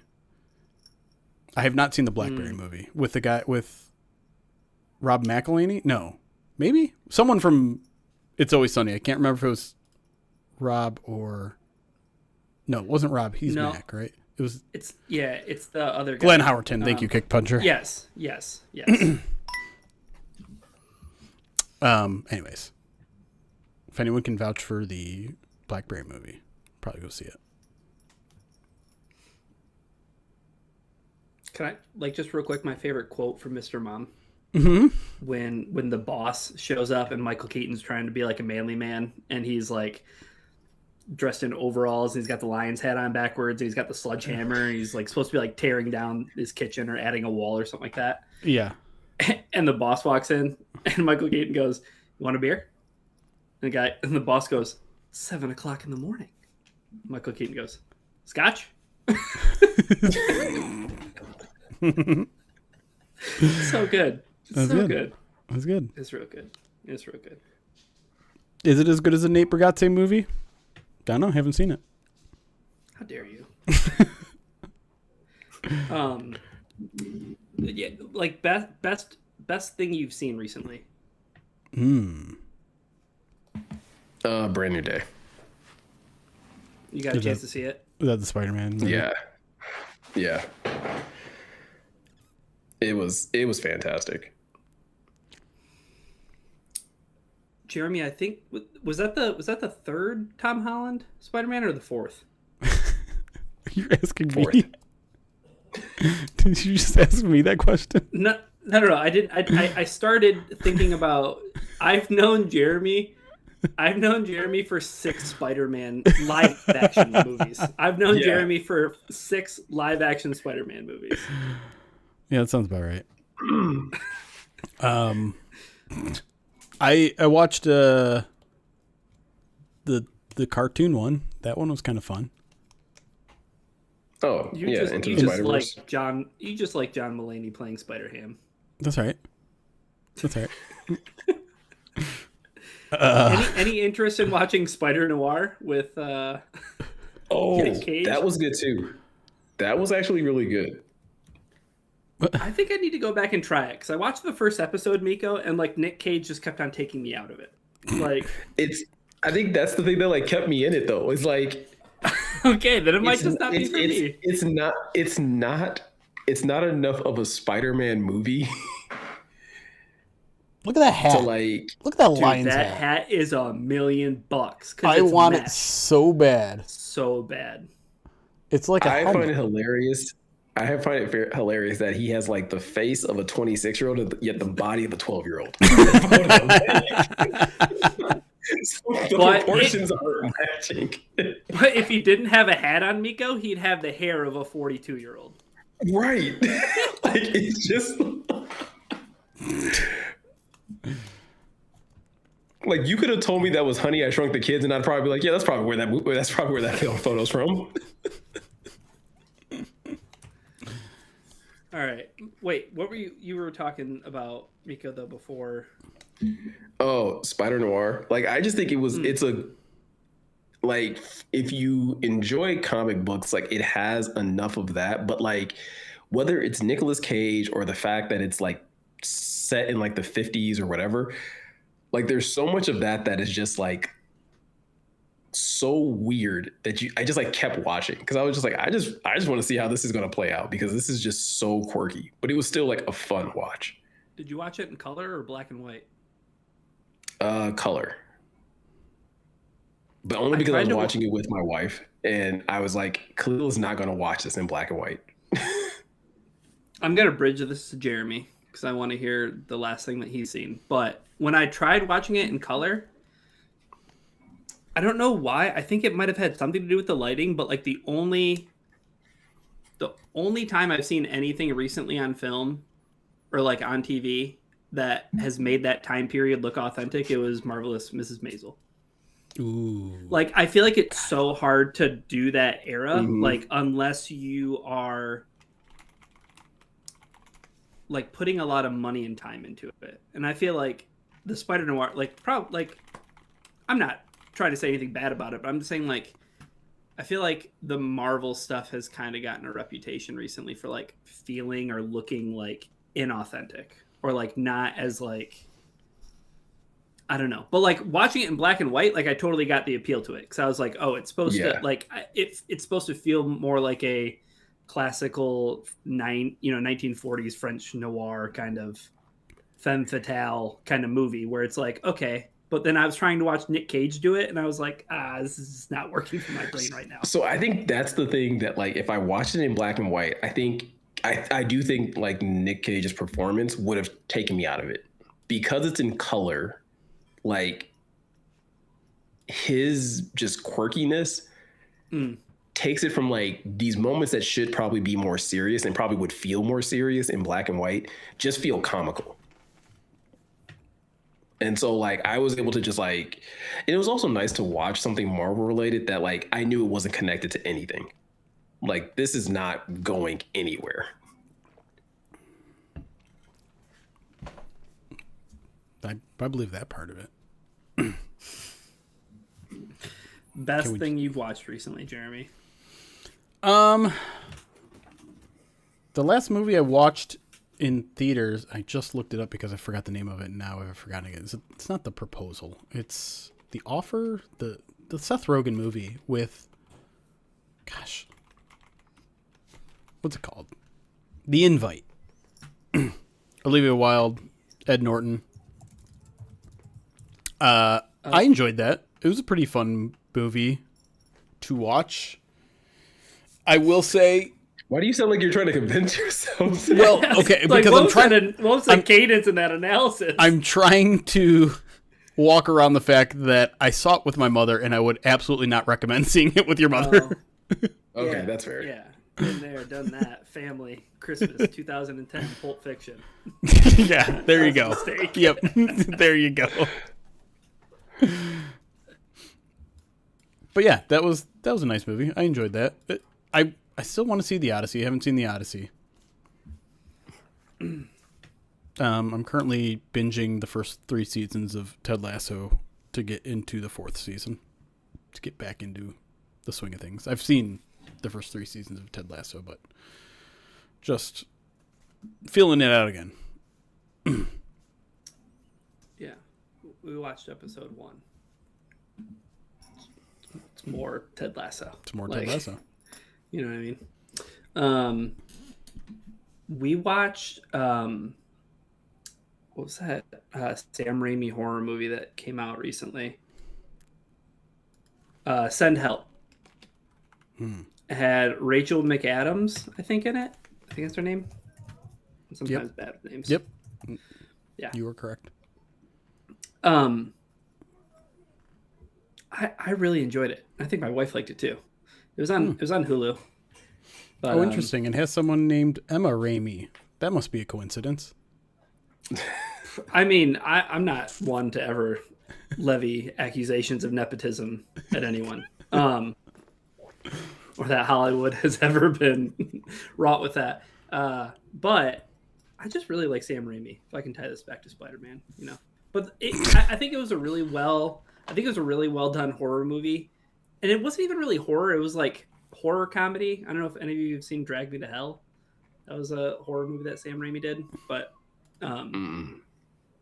he just has like his roots in that because he made like the Evil Dead trilogy. But the Send Help one was interesting because it was like, not to spoil it, but there's just this kind of it's a boss and like a lowly coworker who like he's just using, and they're taking this trip to Thailand to do this kind of business meeting kind of presentation, and like she's the nerdy person at work that everybody doesn't like, and they end up crash landing on an island, and it's just the boss and her, and like she knows how to survive and he doesn't, so like the roles get reversed. Interesting. Okay. But it was a comedy too, so yeah. I don't know, it was interesting tone, and Rachel McAdams was really good in it. Jeremy, if you want to have a great bonding experience with your mom, take her to go see what is it, Wicker Man, or The Wicker? Wicker Man with what's his name? Hold on, I can't remember if it's called Wicker Man or if it's called The Wicker. Wicker Man is the one I'm looking at a movie that came out in 2026 called Wicker. Yes. Oh. Yeah, go take her to see that. With comedy romance? With Peter Dinklage? Yeah. No thanks. No thanks. I got a couple more alerts. The bees. Yeah, that's Wicker Man with Nicolas Cage. I don't know why I couldn't think of his name. Oh my gosh, this conversation has gone full circle like it really 4 times. It really has. 80 Jerome, thank you for the 19 months as my Scott Mitchell anniversary. Childhood QB did a great job handing off to Barry in those early Madden games. Hey, he and gosh, my brain is fried. Herman Moore have a pod. I keep seeing clips of their pod on my socials. Someone's pushing those pretty good. Those are like 2 outspoken guys. I bet that's entertaining to some people. I haven't checked it out yet, though. DC Smither, thank you for the £2 super chat. Says, will Ford Field practice ever come back? It's a good question. I know scheduling has been an issue. Let me check in with the team on that. I'm not entirely sure because I've been curious about that myself. It feels like it's something that the fans really want. It's an easy way to get everyone that wants to go to a training camp practice to go see one. Maybe there is some sort of reason that they stopped doing it other than scheduling. I don't know. RGA 64 bits says, does it say AI Ryan thoughts on Teddy Two Gloves and Pastronaut? Or maybe it meant to say ask. I don't know.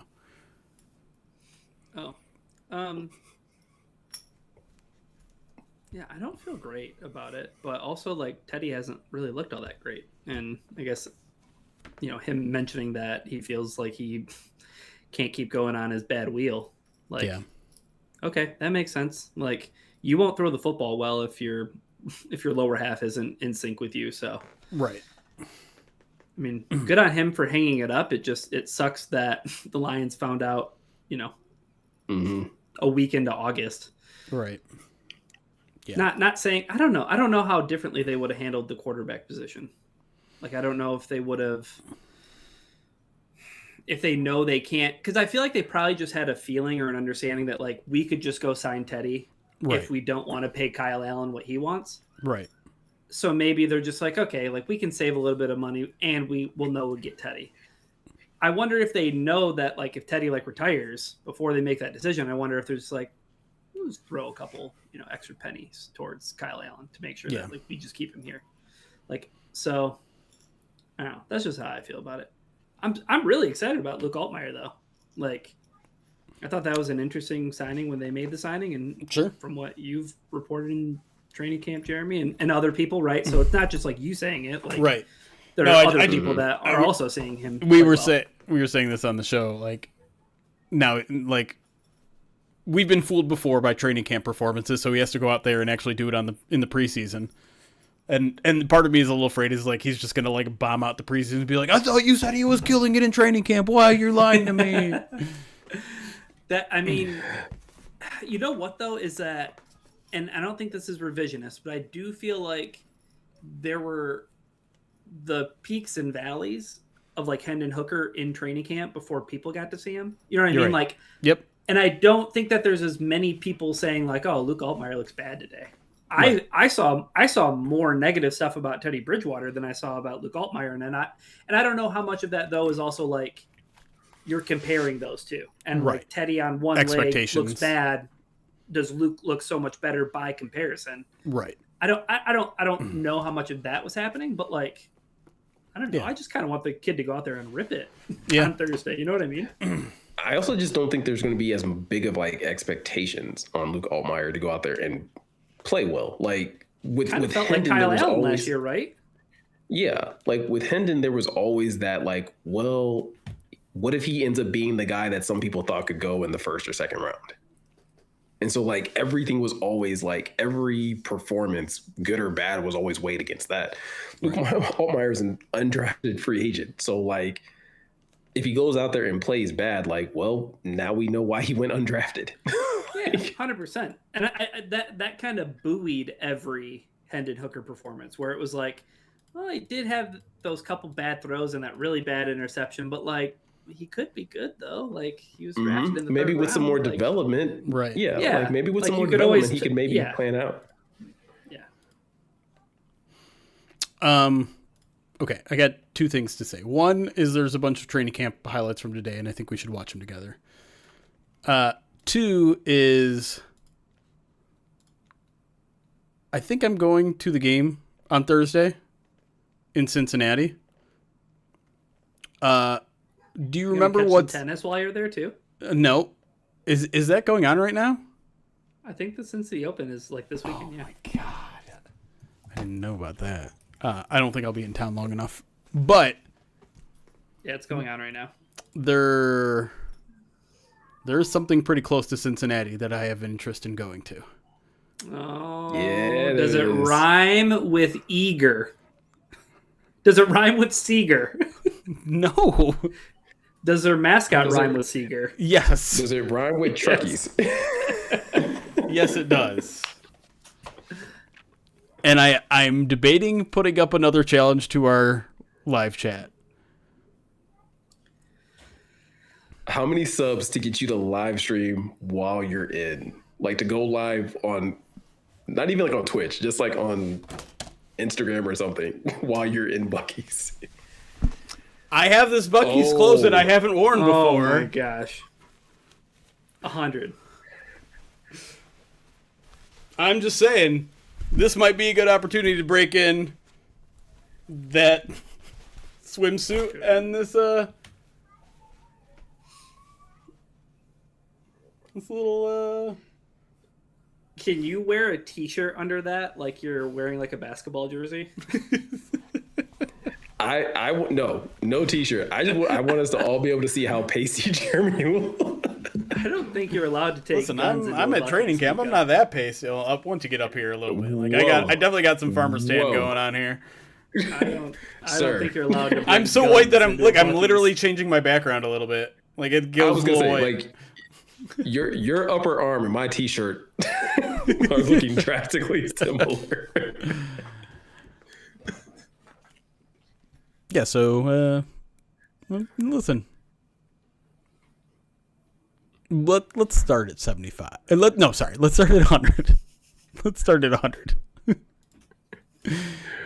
If we get 100 subs, I will live stream from that Cincy Buc-ee's in all that clothes. Justin Rogers might be the one holding the camera too, if that makes it any better for you. I wish you had told me this sooner. I'd have made plans. Also, shout out to Megan, who may have come up with this idea that I'm stealing. You're co-opting it. Yeah. You have to keep going. Why would I get arrested?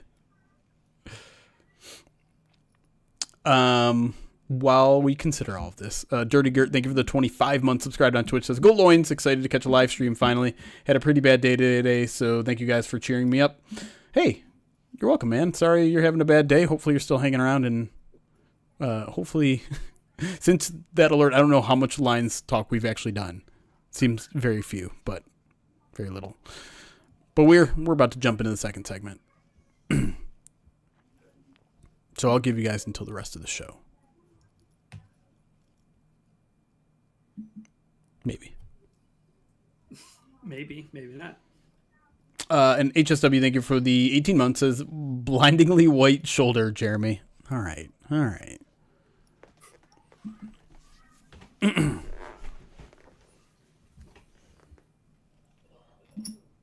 you think Buc-ee's would arrest me?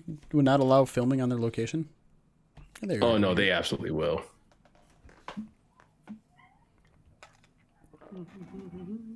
What were you saying, Ryan? I don't know if you saw any of those posts like from Buffalo Bills fans like criticizing some of the viewing angles from their new stadium. Oh, Like the Bills even addressed it. Like they wrote a post and they had something. So the Bills hosted their first public event at the stadium Saturday night, where season ticket holders were able to like sit in their new seats for the first time. And then there were like posts from certain seats that either have like portions of the stadium or elements of the stairways like blocking your view of the field. Like you can't see the field sitting in your seat. Like you can't see like 20 yards of the field. you messed that up.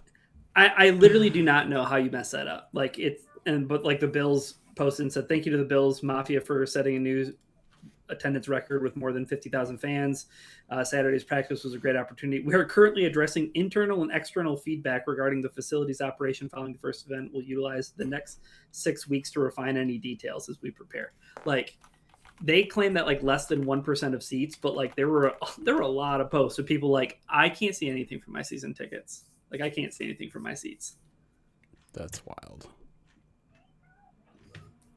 Oh my God. Are you seeing some of the pictures? Yeah, I'm pulling some of them up. I'd be livid.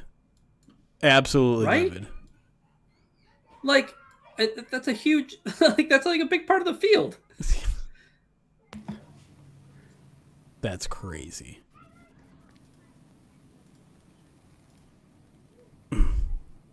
Where? Oh, hold on. Let me see if I can get more here.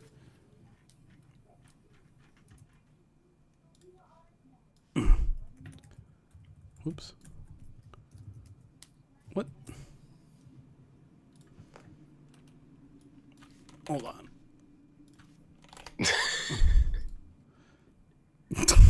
This is a seat? Oh my God. What are you doing? What is that? That's what I'm talking about. Like some of the lower level seats are bad too because like this one, this is terrible right here. Yeah. Oh my God. What a joke. Boy, that seems hard to mess up that bad. They designed it that way because they knew the Lions were coming in week 2. I promise you guys don't want to see this. You don't want to see what's about to happen. You don't want to see. You don't want to see Juice Scruggs when he's angry. Stop it. What are you doing? Cage No Miko, by the way, thank you for the 5 gifted subs. I wonder who that was. Do you already get your righteous felon money? Don't spend it all in one place. To see Jeremy in a Bucky's in full Bucky's garb, I would pay for all of the subs. 95 away or 94 away because HSW subscribed right after we announced it. So yeah. 94 away. Also, Josh Allen isn't a Hall of Famer. If he retired tomorrow, right? No. No. If he pulled an Andrew Luck tomorrow, Josh Allen is a Hall of Famer? No. He's an MVP. Not first ballot, at least. No, I think he has to go a little longer. He's close, but I think if you have an MVP, you're already in the conversation. I mean, I still think as a quarterback, though, don't you at least need a Super Bowl appearance? You don't have to win one, but you at least need to get to one. Probably. I think that's going to be the thing that's going to be interesting about Cam being up for the Hall of Fame this upcoming year is Cam accomplished every individual award Cam has accomplished outside of winning a Super Bowl.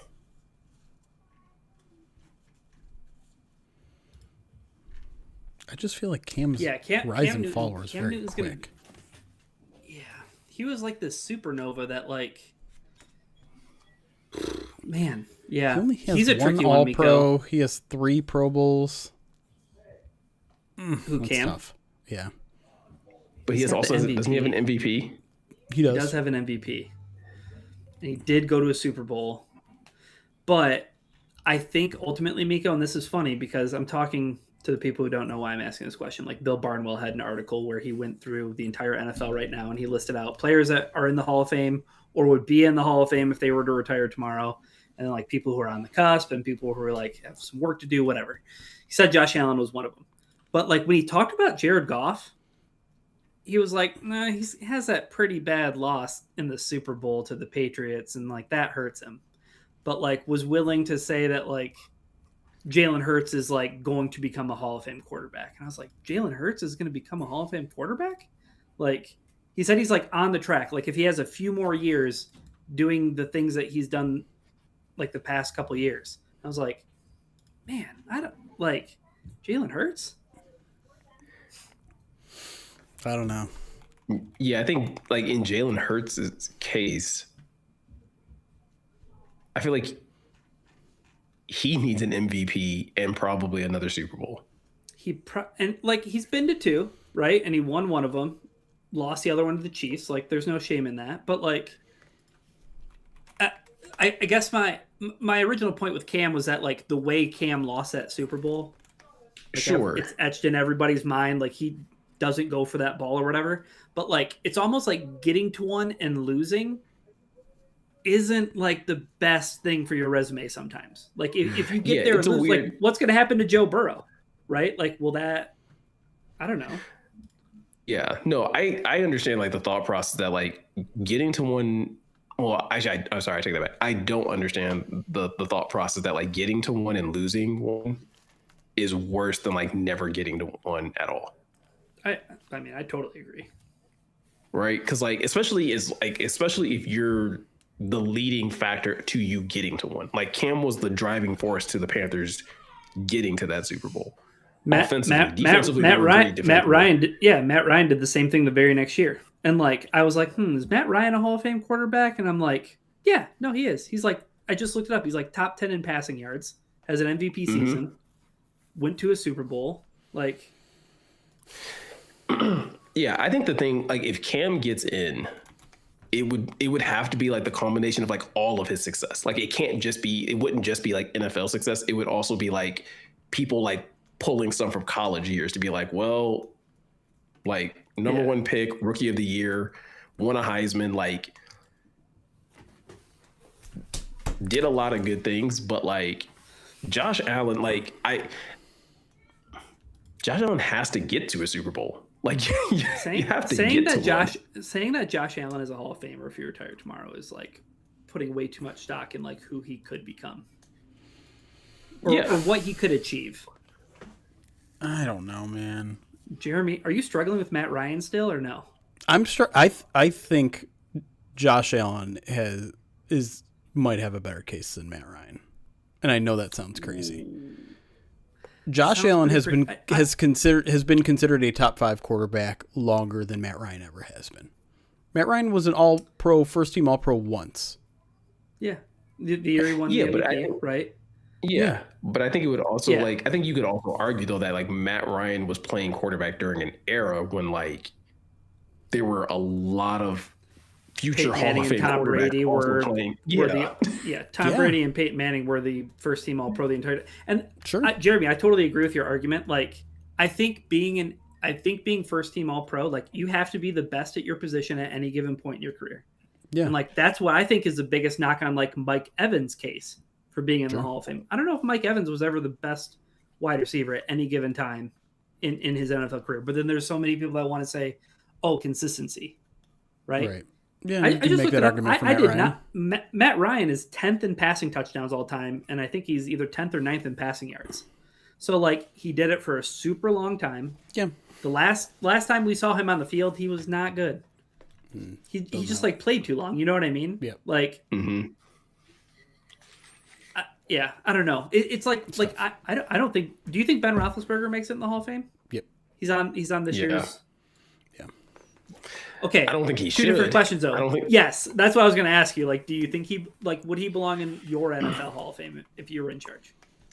No, like I think the same stuff that they do I feel like they primarily do it to receivers. In terms of like certain receivers that do or don't get in on the first try. Like I don't think Big Ben should get in on the first try. Does he probably deserve to be like resume alone, football resume alone? Does he deserve to be in the Hall of Fame? Probably. You can't get on the first go though. See, Miko, you got off the field stuff. You got off the field stuff that just like no.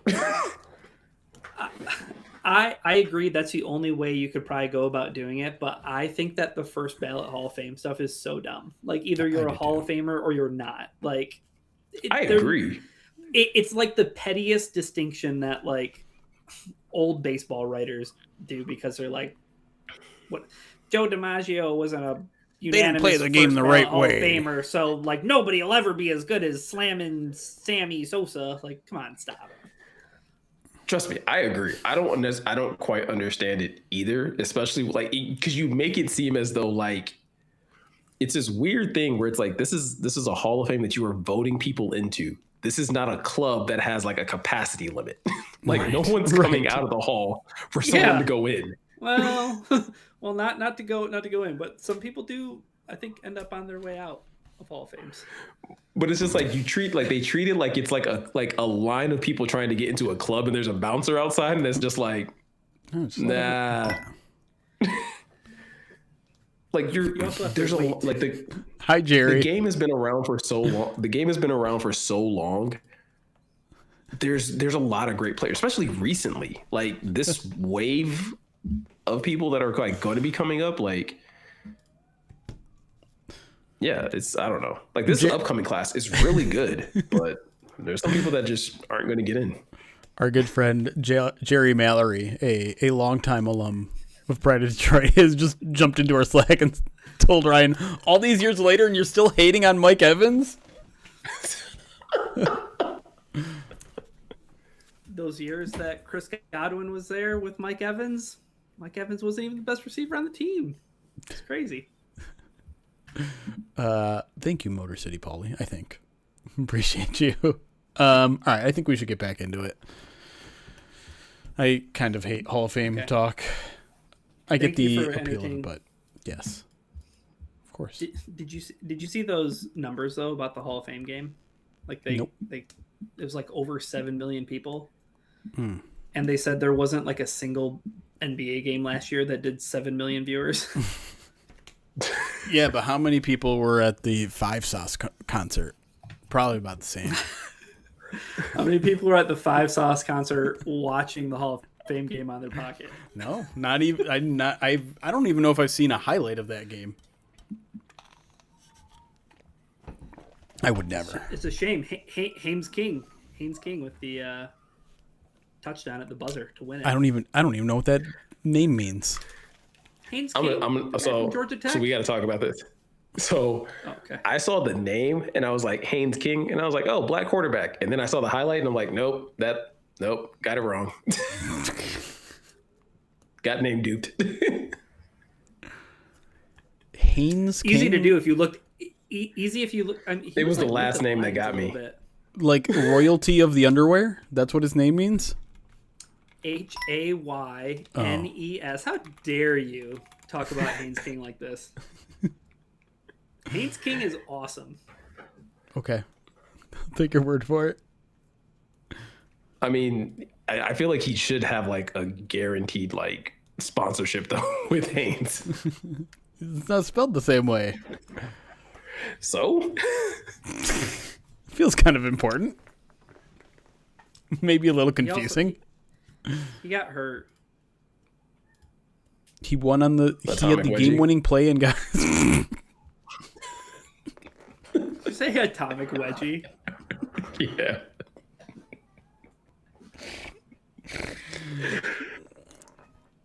You got me. You got me good. Where's Nick the Greek when you need him? He's around. He's hanging around. Just say his name 3 times. Is that a Michael Keaton callback? Yep. All right. You guys want to hear us talk about the preseason game? I feel like it's about time. I've done everything in my power to prevent us from getting there. All right, let's preseason preview game 1.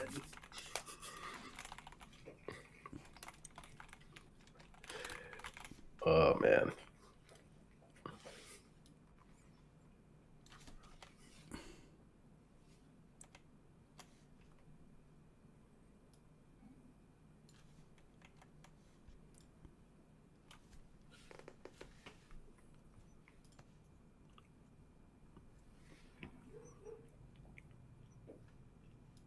And welcome back to the Pride of Detroit PODcast segment 2 here, where we are finally joined by Ryan Matthews. Ryan, thanks for joining us in the second segment of the podcast.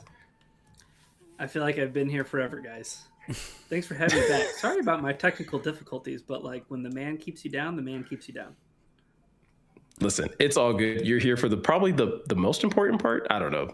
We kind of dragged our feet getting to this segment, but let's talk preseason preview. There's a lot that I think there is to look forward to. It's the first bit of football that any of us are really like real football that we're going to get to, even if it is primarily second and third string players. I still think there's a lot to kind of just, whether it's player related, whether it's position group, whether it's play style, like there's a lot to kind of evaluate from the team. And it's the first time that, again, most of the fans are actually going to get to see this team in some form or fashion playing real football. So Jeremy, how about you get us started with one of the things that you're most looking forward to in this preseason game?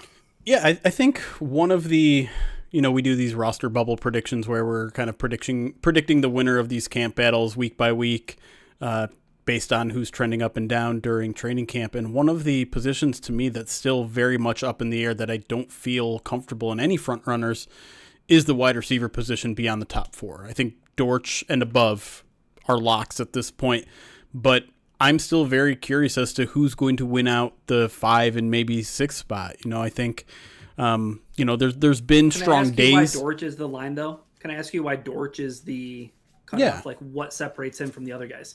I mean, to me, he's the clear best kick returner, punt returner. I think he's been relatively productive on offense, too.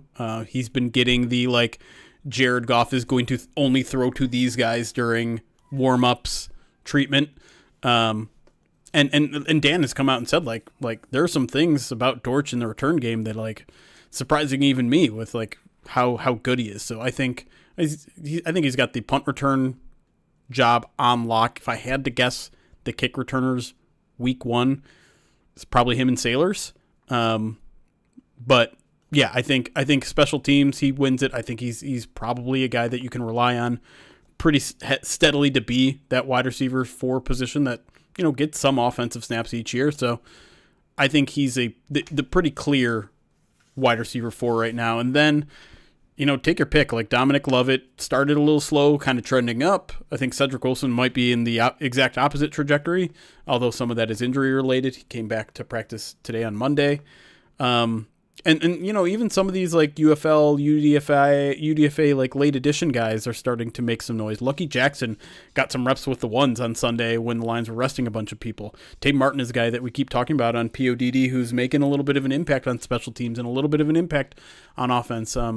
This is a training camp battle that first of all, I fully intend on asking Dan Campbell about this battle tomorrow on Tuesday, because it's just, I don't have a clear winner. In my opinion, I want to know if he thinks differently, if he thinks there are some guys standing out. And 2, like, it's the fun part to watch in these preseason games, right? Like, it doesn't always relate to who's the best receiver, right? Like, how many times do we run into like the Khalil Pimpletons of the world who, light up training camp or light up the preseason, then you never see them again.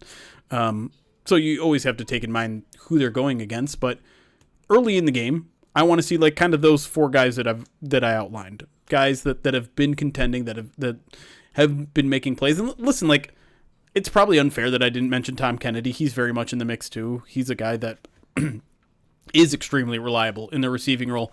I still do tend to think his special teams are relatively limited, and because the team has Dortch, who will be their punt returner in my opinion.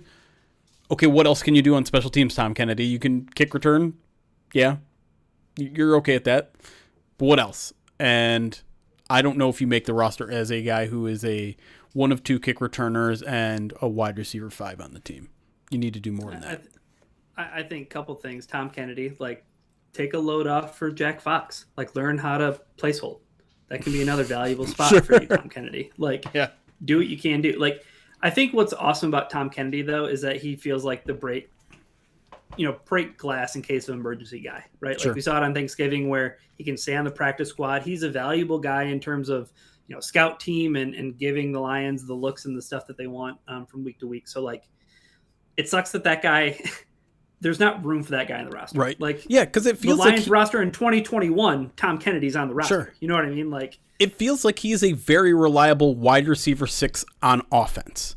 That's great. And you can carry that. The thing is, you can carry that on the practice squad, because when you are carrying a 53 into the game, you can't just have a guy who is mostly just good as your double backup. He has to do more on game days to warrant being on the 53-man roster, and that's tough for Tom. Yeah. Well, I think the other thing I wanted to point out, though, about the preseason is, like you say, the wide receivers are one of the more fun positions to watch. It can also be one of the most frustrating positions to watch, because when you get uneven quarterback play, it's hard to grade those wide receivers. And that's why sometimes what you see in the preseason games doesn't align with what the 53-man roster shows, because so-and-so has a really big, Jay Lee had a really big game and doesn't make, the team in 2016. But like, so that's something that always happens in the preseason that I hope, like getting Luke Altmaier, getting Josh Dobbs, like, hopefully those are 2 guys who can play well, because that's only going to mean good things for the wide receivers. I low-key want to turn the rest of this podcast into preseason Hall of Fame Lions wide receivers. Just naming them. Just naming the preseason guys that we used to love. Well, I just want to always deem the preseason segment the Kerry Hyder segment. Like, that guy who almost lost more money than he made in the preseason, and then parlaying that into like a nice little NFL career. Kerry Hyder had a nice little NFL career. Is he still around? I feel like he still might be around. Now I need to know. Also, shout out. That's like. Go ahead. Oh, he's not around. Sorry. But I think that's the allure of a preseason game. Like, 'cause I think there are some people like, okay, what's the point of previewing it? Like, because this is though where you kind of can make a name for yourself, and it starts by stacking up, obviously doing well in practice, but also having that kind of translate into like in-game action. And that's why, like, for me, Ahmed Hassanin is a guy that like I have zeroed in on for the first preseason game. I thought he started to like kind of come on last year during the preseason before he kind of injured his shoulder, but this is a guy that Jeremy, you and Eric have been talking glowingly about, and a guy that went from like being on the bubble to, for both of you, like feeling pretty secure that he's in, but like I still want to see it. Like I want to see it in game action because I just know it's going to be fun. I know if that energy that we're talking about, that you guys are talking about in practice, comes to the football field in a preseason game, Ahmed Hassani might start to earn himself a bigger role come the regular season. I'll admit it. Like I came in to this season as a pretty big Ahmed Hassani skeptic. He struck me as one of those guys that fans are going to love, but you know, the actual impact is far beneath that. And he has absolutely changed my mind. Every single practice, he seems to be making some sort of play. And I hope, one, that, you know, the minor ankle injury that he's currently dealing with, you know, he practiced through it today, didn't seem to hinder him too much. Won't be too much to keep him out. But part of me wonders, like, okay, he's just dealing with a little minor ankle thing. He's going to make this team. Let's just sit him. Like, part of me thinks that might be the approach with him. I hope it isn't, because I need everyone else to see it. It is very fun. He's going to scream at one point during the game. He's just going to scream as loud as he can because he does it at least once every practice. And yeah, like I'm excited for the kid. He is becoming I would say the biggest surprise of training camp. And I hope that translates to the game, and I'd have a hard time believing it won't. Ryan, any position group or player that you're most looking forward to seeing? I think the one spot that I have circled as an interesting, like, will actually be able to see a lot of players play is at the running back position. Like, we're not going to get Isaiah Pacheco. We're not going to get Jahmyr Gibbs. We're presumably not going to get any Sione Vaki in week one. Nope. So, like, I think that opens the door for a team that did keep 4 running backs last year in Gibbs, Montgomery, Craig Reynolds, and Sione Vaki. I don't know if the Lions are going to keep 4 running backs, but at this point, it almost feels like they have to, just with, I didn't get a chance to talk to you guys about the Pacheco stuff, but I'm not encouraged by it. I don't think that there's any reason to worry, but I think what's so interesting to me now about like the RB3, RB4 thing is that I don't think you're looking for a guy to be a special teamer. Kind of just how, like we talked about, it's like the inverse of Tom Kennedy. Like, I think they want to keep a guy who can be a legit running back that they can trust to, like, run the ball, know where to go, know what holes to hit, like a true running back, because we don't know who Sione Vaki is as a running back. Like, we don't have enough reps for him as a running back to feel comfortable about him being the guy that they need to turn to in a pinch if there's any reason that Gibbs were to miss time and or Pacheco were to miss time. And it's like, it's life in the NFL. Yeah. You know, your running backs are going to get hurt at some point. Like, it's going to happen. I think that they just need to make sure that the depth that they have is running back tested and not, a special teams guy. Because I think that's why you're penning in Sione Vaki to make this roster, is because he is such a special teams ace plus the running back upside. Like, that's why you have him in. You need a running back. You need a real runner. That's a really good point I hadn't considered, to be quite honest. Like, because I was kind of under the assumption, well, you're RB4, you're just going to be a special teamer. And to be clear, like, Sailors or Small or Robichaud or whoever wins that job they're going to have to do special teams. They're going to have to do a lot of special teams. Yeah, but it doesn't necessarily have to be their calling card. Where like that's Vaki's calling card. Right. And there needs to be more reassurance amongst their depth at the running back position. Like, no doubt about it. I think that's very smart of you. And I don't know if you heard the quote from Dan Campbell today, but like, he was talking about how he was asked about Pacheco being out and Gibbs, like, how much of an opportunity has this been for someone like Jacob Sailors? He was asked specifically about Jacob Sailors, and he talked glowingly of Jacob Sailors. He said, feel like he's taking another step as a running back. He's doing some good things. He's got speed. He's electric. He really is. He's headsy and he's smart. But then, like, he's like, but hey, let's talk about Jabari Small too. Small's having a good camp. I feel like these two are just jockeying with each other right now. One's a little ahead of the other guy. The next day, the other guy's a little bit ahead. So, like, I kind of have ggone into all this camp thinking that Jacob Sailors is just their guy. Like, he Was he a good special teamer last year? He essentially beat out Craig Reynolds. But while Gibbs has been out, while Pacheco's been out, while Vaki's been out, it really has been what feels like a 50-50 split between these two players. And I think it's much closer than I've given it credit for. I know in our bubble watch, I don't think anyone has voted for Jabari Small. But I feel like that could very much change depending on what we see on Thursday. Yeah, absolutely. And I think that goes back into, well, that'll kind of lead me into the other position group that at least I'll have my eye on, Jeremy, which is the offensive line play and depth. Like sure. we talked about it in the first segment with the Lions already going to be down Cade Mays. They're also probably not going to have Juice Scruggs for this game. Yep. Starting just from the center spot, like that's going to be like just a really interesting battle to watch. And honestly, just to see what that cohesion looks like in a preseason game, right? Can you get guys aligned properly? Can you get guys in the right protections and things of that nature so that the running game can look effective, so that the passing game can look effective, so that the quarterbacks feel like they're being properly protected. And then in addition to just the center position, Miles Frazier has pretty much wrecked everywhere in training camp.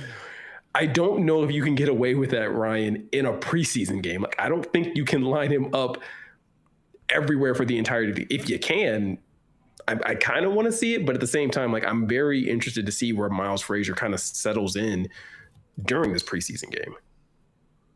I'm really curious to see if they would be willing to put that mental load on him. Like if he's going to play like a quarter at one position and then maybe he'll stay with the second team offensive line and play a different position. Like I think that would be super telling. I think if I saw them do that, I would say, okay, that guy is probably going to be a lock for the roster.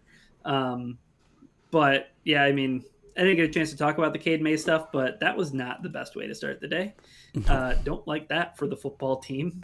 It's funny. It just reminded me of last year when we probably felt really good about the offensive line. And then once you remove one piece from it, it's like, well, I did like the depth, but now what's the depth? Oh, the depth is Tate Ratledge might be taking snaps at center and cross training. Like, oh, we're back to that again. Okay, cool. Sweet. It also felt like the most vulnerable position, right? Like, because if you lost a tackle, and listen, I'm not saying losing Panay would have been better. Obviously, it's not. But like you have Larry Borum. If you lose a guard, well, then Miles Frazier might step up, or Ben Barch might step up. But center, it was just like, that's where we put all the resources into that guy. Right, and maybe you felt like, oh, like Juice Scruggs is an awesome number 2, and it's hey, okay, now we're down Juice Scruggs. Like, oh boy, like now we're really, but that's the part of me that Miko I think is like, I'm concerned about it in the here and now. I'm not super psyched about how like Cade Mays has to rejoin the team, but it feels like once Scruggs is healthy, then maybe I feel not like a ton better, but like at least marginally better. Like right now, it just feels like scrambling. It's like, Seth McLaughlin and Tate Ratledge is going to take snaps, and maybe Panay Sewell can play center. I don't know. But I think that's the thing for me that we did talk about in the first segment, where it's like I do look at Seth McLaughlin first and just being like, well, there's at least a lot of excitement or a lot of like, hey, I wonder if this player a year removed from his injury can kind of reclaim the play that had him win, best center at the college level. There's at least intrigue there. So I think even from that standpoint, this first preseason game is a really good opportunity to see that from him. Right. Again, how well can you handle the mental load when you get out there and you're out there to block? What does the movement look like? Can you get to the second level? Can you sustain blocks? If those things look good, to your point, the plan will still be like, hey, once Juice Scruggs is healthy, you at least have Juice.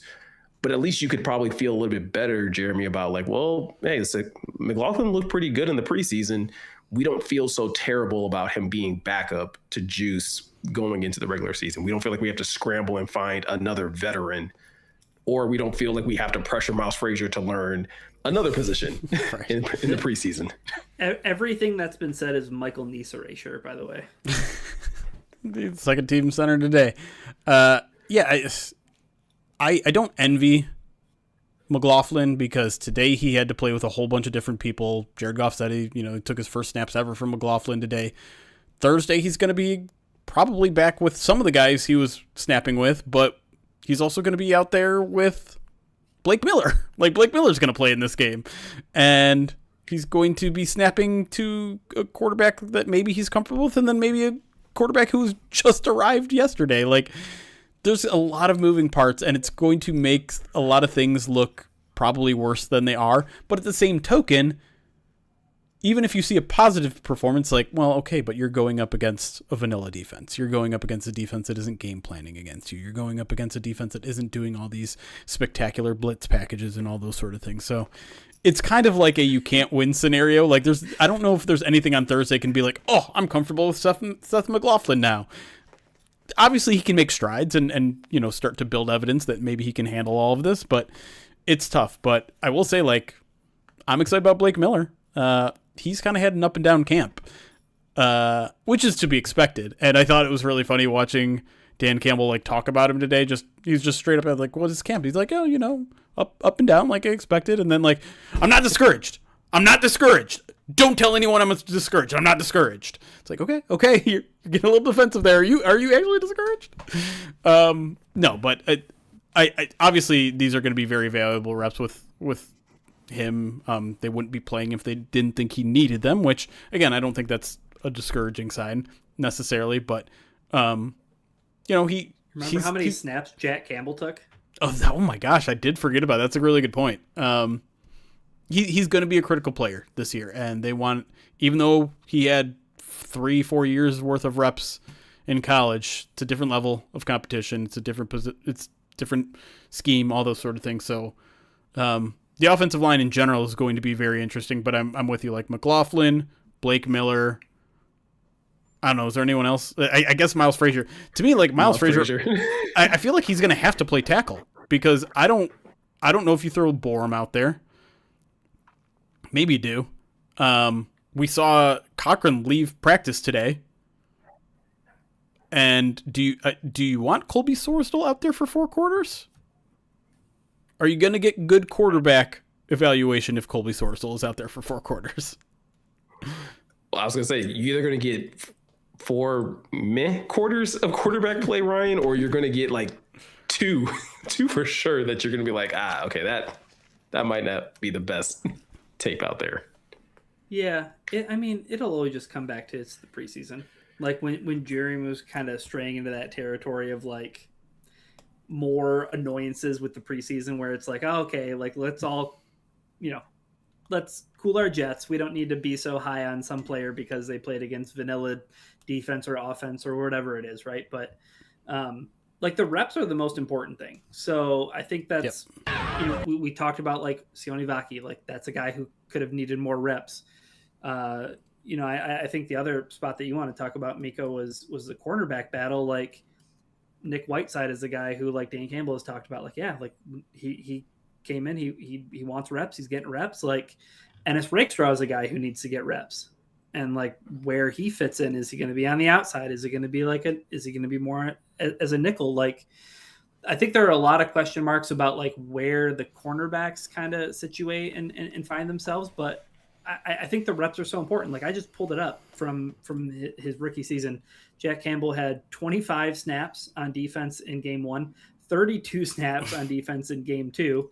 And he played 14 snaps of defense in game 3 against the Carolina Panthers. So we're talking about all-pro Jack Campbell, them wanting to get him reps. And, like, it's worked out. It's worked out in the guy's favor. Like, they clearly weren't too discouraged about that guy, even though he played in the preseason. So, like, Blake Miller playing in the preseason, not a bad thing. But the cornerback stuff, I think, is really fascinating to talk about. Yeah, because I think there's just a lot to figure out. And I think that's one of those groups, Jeremy, where it's like, I just want to see where, first and foremost, where the hell everybody lines up at. Because you're not going to get DJ Reed out there. I would be surprised if Rock played. I feel like there's no point in throwing Rock out there. So that leaves you with Nick Whiteside for sure as one of the outside corners. But then, like, there's been a lot of reports that Ennis has played more nickel recently. So do you continue to play him at nickel? Do you put him on the outside so that you can get Izzy in some more reps at nickel because he's obviously missed a couple practices? Like the shuffling of the secondary is going to be very interesting from the start of it. And then in addition to that, a single player that I'm gonna be focusing on is Keith Abney, because I think that's a guy that a lot of Lions fans are excited about as a late fifth round pick.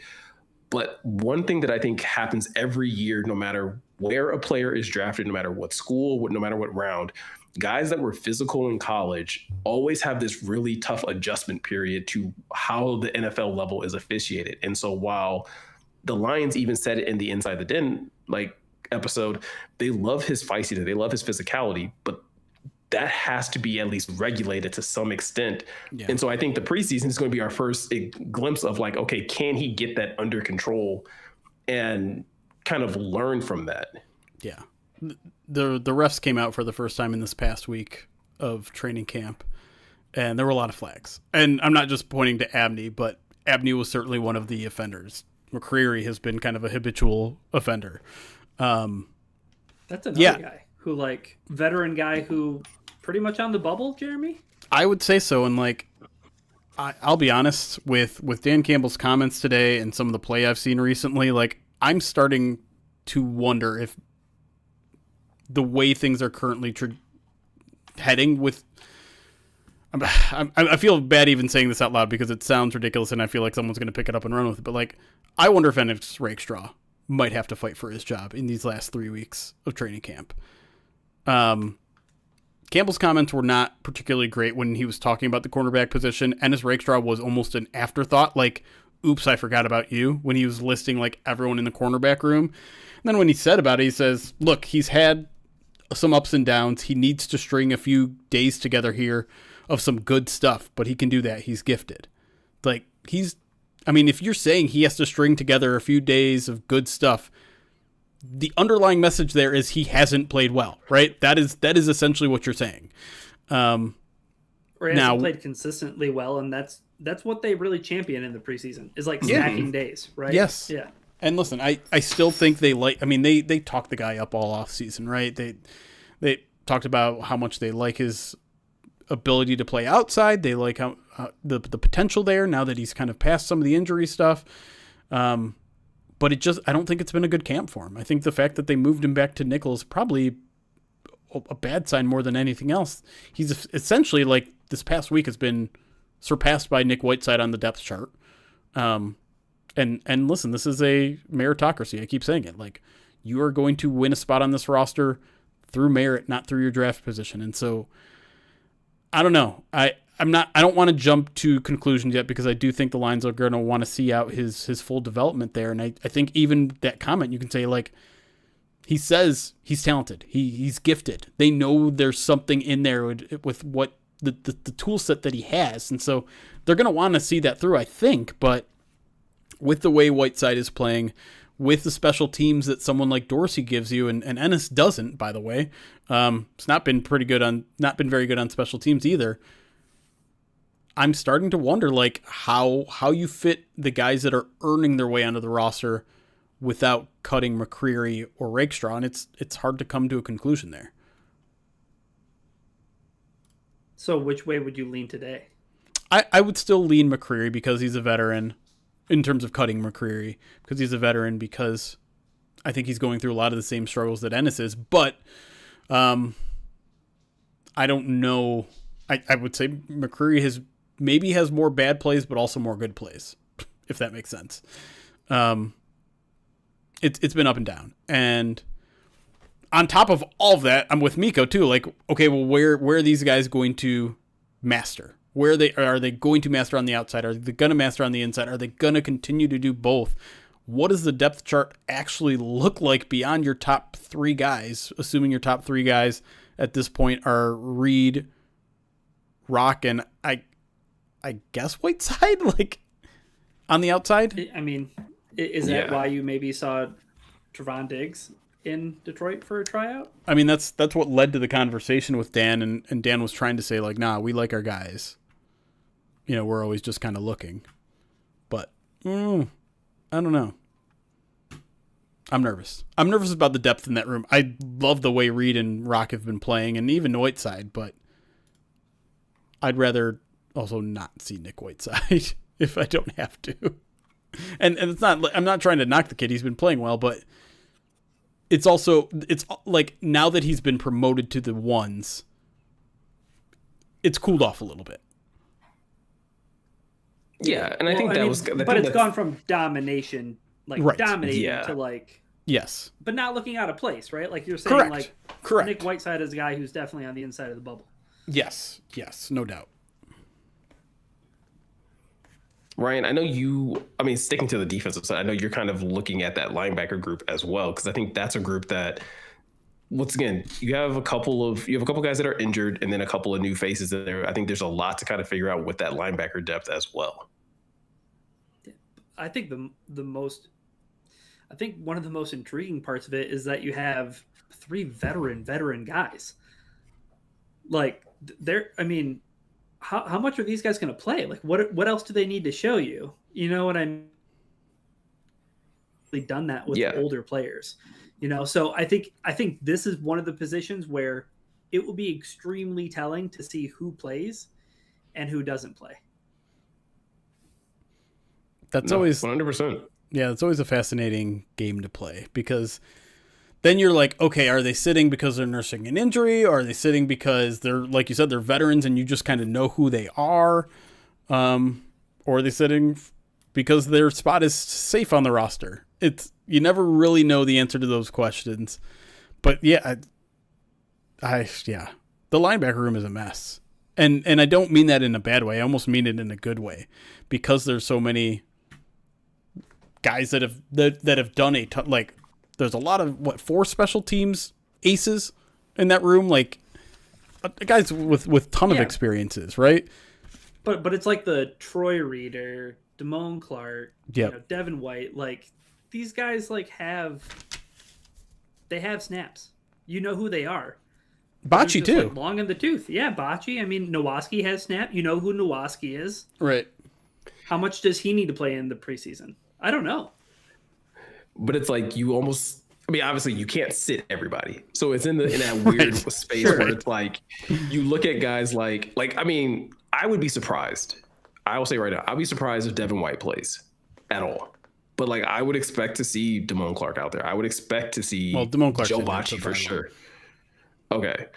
But so yeah, I would expect to see Joe Bocce. I would expect to see Troy Reader out there. Nowaski's probably going to play, because I don't know if they have anybody else to play Sam. So if they're going to utilize the Sam position, he has to be out there. Is Malcolm feeling? I don't think enough to a point role play. So but if he could play, do you think he would play? That's an interesting question. Malcolm to play. I think I'd like to see Malcolm play. Yeah. I think they want it. I think Malcolm would probably want to see Malcolm play. Do you know what I mean? I think that just getting, into that football life is important for him and his game. He seems like a guy who needs to get calloused. Yeah. In a way. So maybe in game 2. But I'll say this, the literal one guy we haven't mentioned from this room outside of the starters, Eric Hunter, the UDFA. He's really come on these last 2 practices, starting to make some big hits, starting to do some stuff on special teams. If there is a low key guy that maybe you don't know too much about, that maybe, you heard, some people try to hype him up from the UDFA class, watch 48 on Thursday. I imagine he's going to get a ton of time because of all the things we just said about these veterans. They probably know a lot of these guys very well. But getting an undrafted rookie out there, especially one who's trending up this past few practices, get him out there, play him a ton, see what he can do. Can I ask you if he looks as small as he's stated on his RAS card? 6'2", 224. Yeah. Oh gosh, is that a quote from Dan today? There was someone who was like, okay, no, he was talking about Jackson Meeks, but he said let me pull the quote here. Again, he's talking about Jackson Meeks, but apply this to 224-pound Eric Hunter. He's strong, he's tough, he's willing. So as long as you have that, I don't care if you're 220, you'll be just fine. We can use you in a role.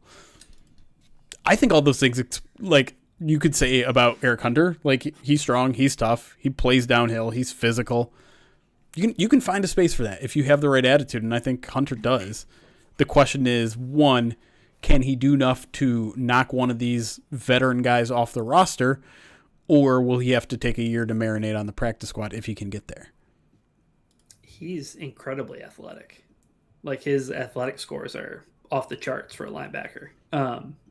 The only thing that's holding back his overall RAS score of 8.64 is the size, being right? 6'2" and 220. Yeah. So I think that's intriguing, Jeremy, because maybe they view him as being like, hey, you're just a football player. Hopefully we'll be able to find a spot for you. But like, I think that also to Miko's point about the cornerbacks, right? Like, we need to see you on an NFL field playing an NFL position that we see as kind of like your archetype, right? Like, you need to be able to do something. It's the Isaiah Simmons thing when he was drafted by the Giants. It's like, he could be a safety, he could be a linebacker, he could be and then you turn into be nothing because you don't have an identity at the NFL. So like, I think that's important because you can also only keep awesome at special teams guys. Like the Lions have how many of those? Sione Vaki, Khalil Dorsey. Like, they have a few guys that are like, oh, they're so great on special teams though. Sure. I think that same argument could be made towards Jackson Meeks, though, as well, as another guy who's going to be coming into this preseason game that, like, the Lions feel like they're pretty set at the tight end position when you talk about the top three that they're more than likely going to have on this roster now that Tyler Conklin is back from his injury. But it's kind of the same conversation with guys like Meeks, Altmaier, some of these wide receivers. Like, can you make the conversation and make the decision more difficult for the coaching staff of like, hey, do we carry a fourth tight end? Do we carry an extra player at this position? Or do we feel strongly enough about the top three? Jackson Meeks is somebody that I thought looked really good last year, Brian, playing wide receiver. And then it felt like that was the Lions' way of trying to figure out like, okay, how can we keep him on the roster? And it's like, oh, let's put him at tight end. And I feel like this first preseason game can be the first step in like justifying that decision. I think going back to what I just said about Hunter, like, if you can carve out an identity for yourself, he's going to have to carve out an identity for himself as a tight end. You know, if we just think back to a year ago where the Lions were at in terms of tight end and, not pulling the Jackson Meeks card, he clearly had some more development to do. So like, the preseason is going to be one of the best opportunities to showcase what you can do at the tight end position. But I think, Jeremy, what's even more interesting is that, and I think this is a point that you made in something I was reading from you earlier, was like, it seems like the Lions probably want to keep 4 tight ends. If they want to play the kind of offense that they want to play, if we do take them at their word that they want to run some 13 personnel, you probably want to keep 4 tight ends, but they only kept 3 tight ends last year. Yep. With Sam Laporta, Brock Wright, and Shane Zylstra. And we just got done talking about all the linebackers. Well, I think that this team, as we've talked about, views linebackers and tight ends similarly in terms of what they can bring to special teams. Yeah. So and we just talked about how this team probably might consider keeping 4 running backs again. So like, there has to be some kind of give and take with this. Right. Where does that roster spot come from?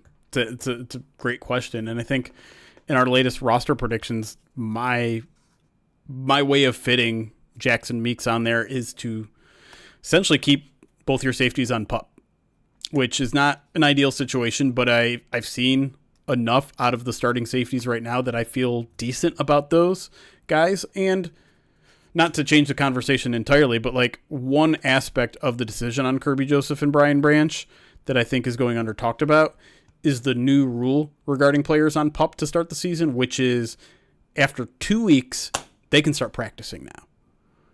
They still can't play for 4 games, but after 2, they can start practicing.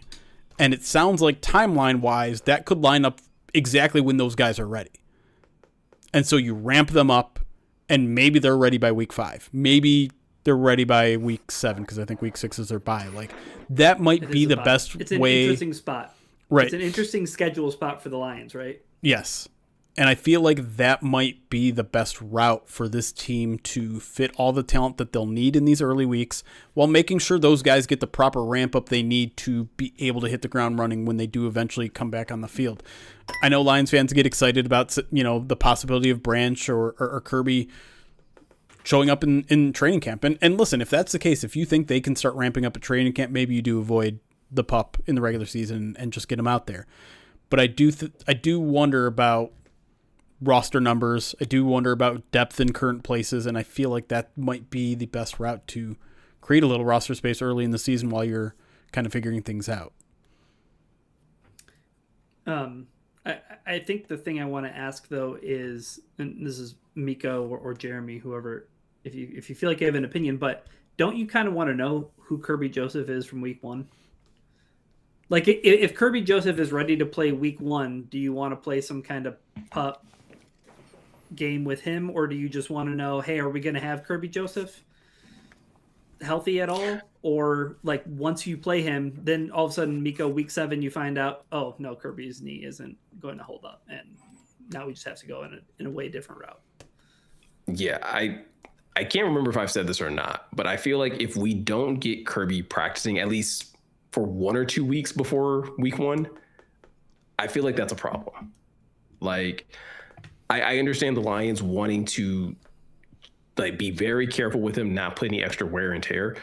I do not feel comfortable with the idea that like you're going to get to week 1 and Kirby hasn't played or practiced any kind of like real football in close to a year. Like that seems dangerous. Like I would have felt more comfortable about Jahmyr Gibbs like not having signed a contract extension until like the day before the Lions played, and then be like, oh no, I'm fully confident that Gibbs can go out there and still give you 100 yards.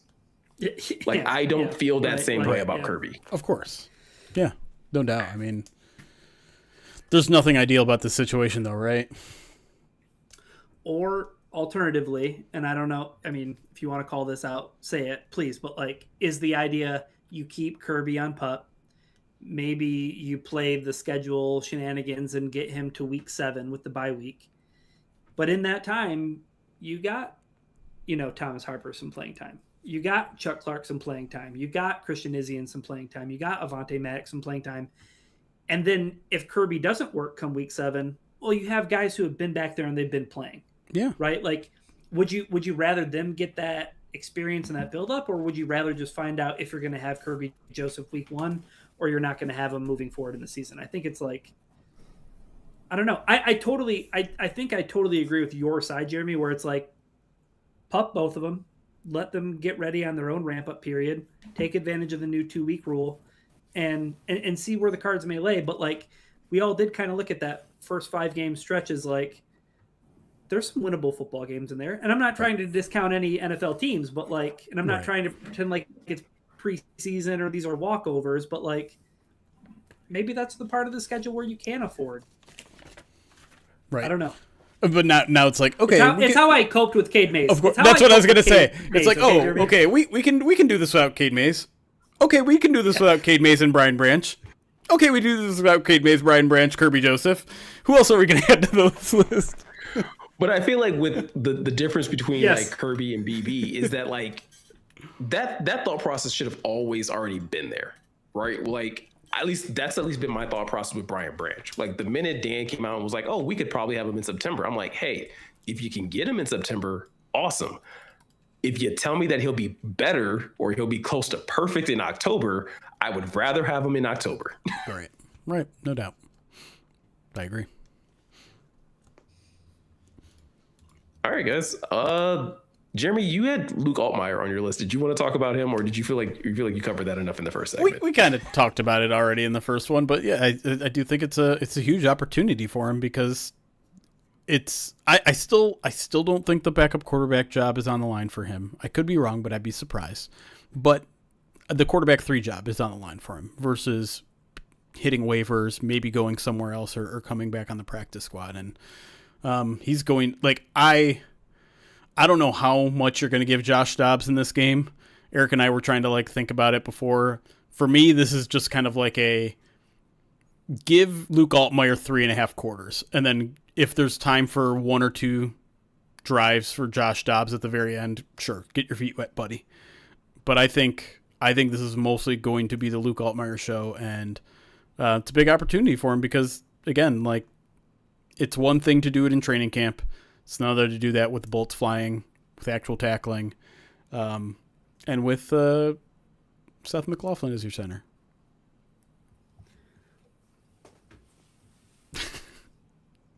Ryan, you looked like you was going to say something. I was like, wait.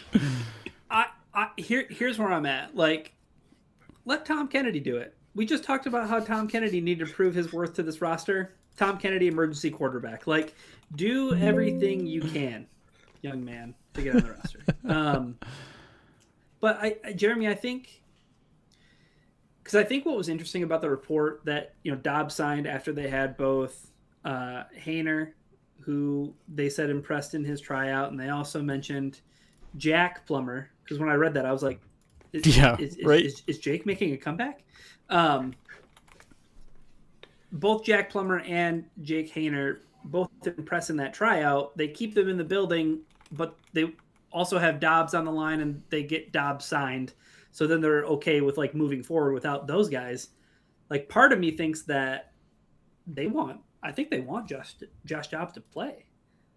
Like, I think that this is a good, like, quote unquote, like, trial by fire kind of thing where it's like, hey, like, if you are going to be that veteran guy, that I think people kind of look at this position, and me personally, like, I had both of the guys out on the roster bubble. One of them is going to make it. It's just, can I just give Josh Dobbs the job because he's the quote unquote veteran and he has experience with Petsing?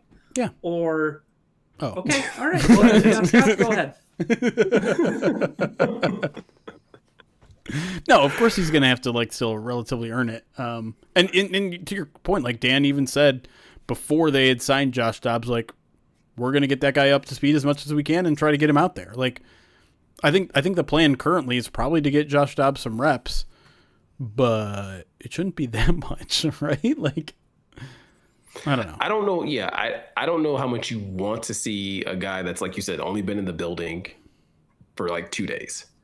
Does it feel a bit unfair to Altmaier too? A little bit, like, not saying that like getting a lot of playing time is unfair, but like, I don't know. Like, is that just a lot for a guy? UDFA, like, what if it looks bad? What if Seth McLaughlin doesn't look good? What if, you know what I mean? Like, sure. I mean, that's totally fair. I think Jeremy and I talked about it in the first segment, though. Like, I think we both look at it as that it's more of an opportunity than it is like a disservice to him. Because if you can go out there and make the second and third team guys work and still put together a somewhat competent offense, and it doesn't just look like you're running with your hair on fire for 4 quarters, or then three you did to anything 3.5 better quarters. than Hendon Hooker ever did here. I mean, essentially, right? And so I think that's the hope, that if you're Luke Altmaier, where it's like, listen, it's like there's no disillusion. You're working with the second and third team guys.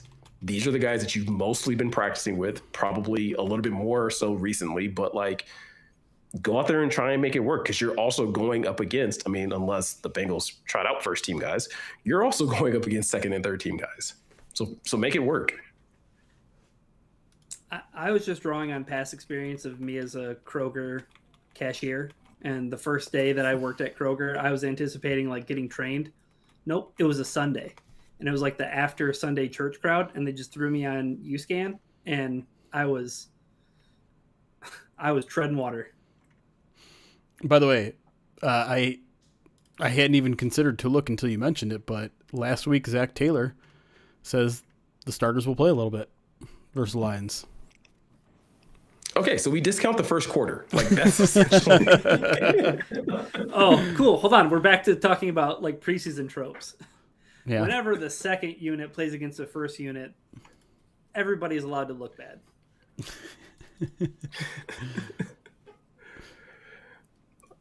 All right, guys. Well, that pretty much is going to do it for this week's episode of the PODcast. Jeremy, do we have any reviews?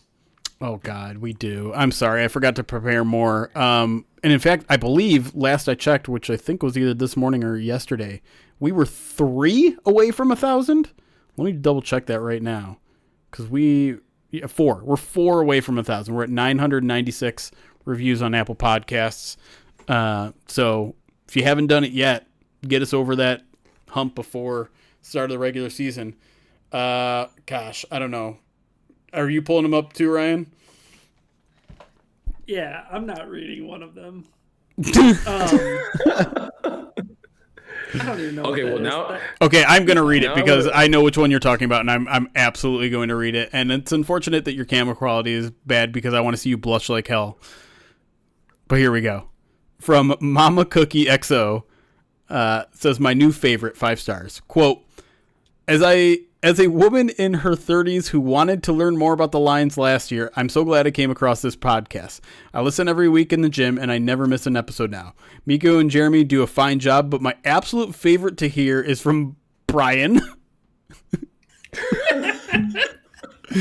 I've learned so much from him. He talks with a buttery smooth voice and a cadence that just draws me in. Plus, he has witty, insightful commentary on the team. I could listen to that all day and night. The other hosts are also good.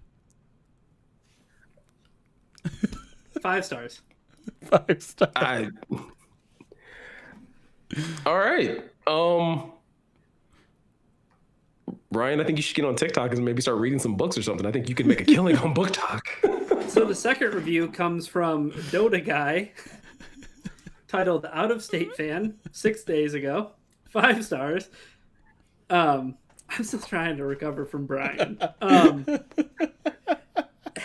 She also misspelled Miko's name too. But if that's honest and truthful, I'm so glad that I can provide this for you. As an out-of-state fan, I don't get to talk to many people about the Lions, but it's really nice listening to the show and hearing a very balanced conversation on the team, including everything from the genuine criticisms to the hype over UDFAs.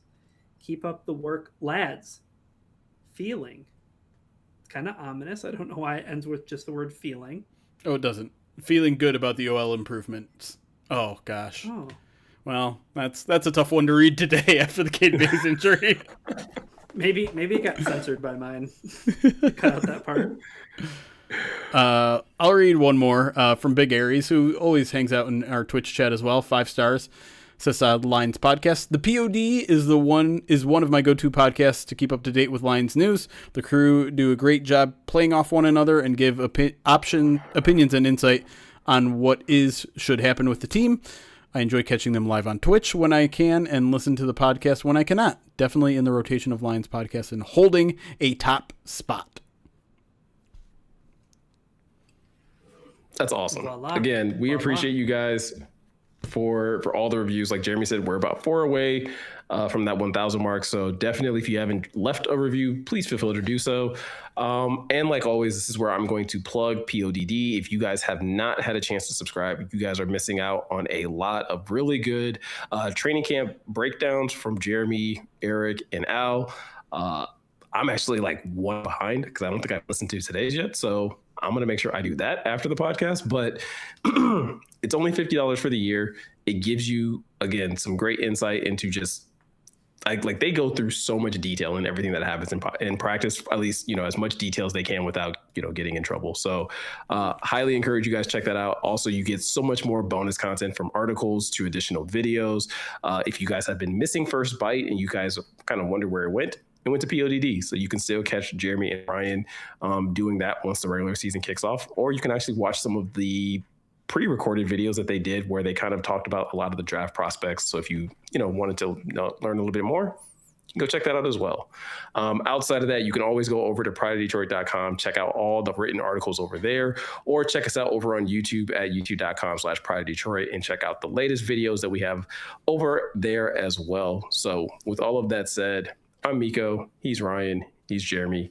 Thank you guys for taking the time to listen and watch, and we will see you guys in the next one.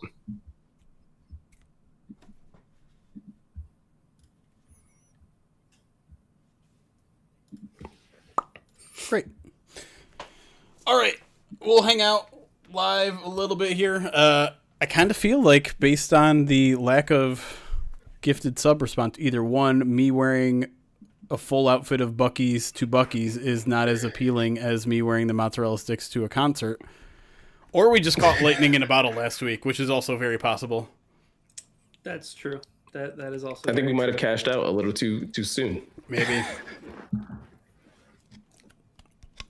Which is fine. Unfortunately, I'm not trying to bleed 150 subs from our audience every single week. That was always unsustainable. I mean, you're going to Buc-ee's either way, though, right? It was just whether or not you're going to wear the outfit. So I am traveling with Justin Rogers. He's been trying to get me to go because we're going to probably hit some disc golf courses on the way in. And I said, I'm going under one stipulation. We got to go to Buc-ee's. That's a great stipulation. He's down. So has Justin been to Buc-ee's before? He has, yeah. Okay.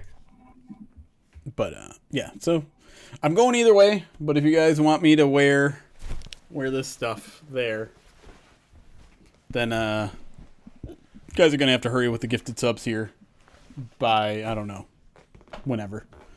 I'm sweating like crazy, so I don't want to be here too much longer. 8:30. 8:30.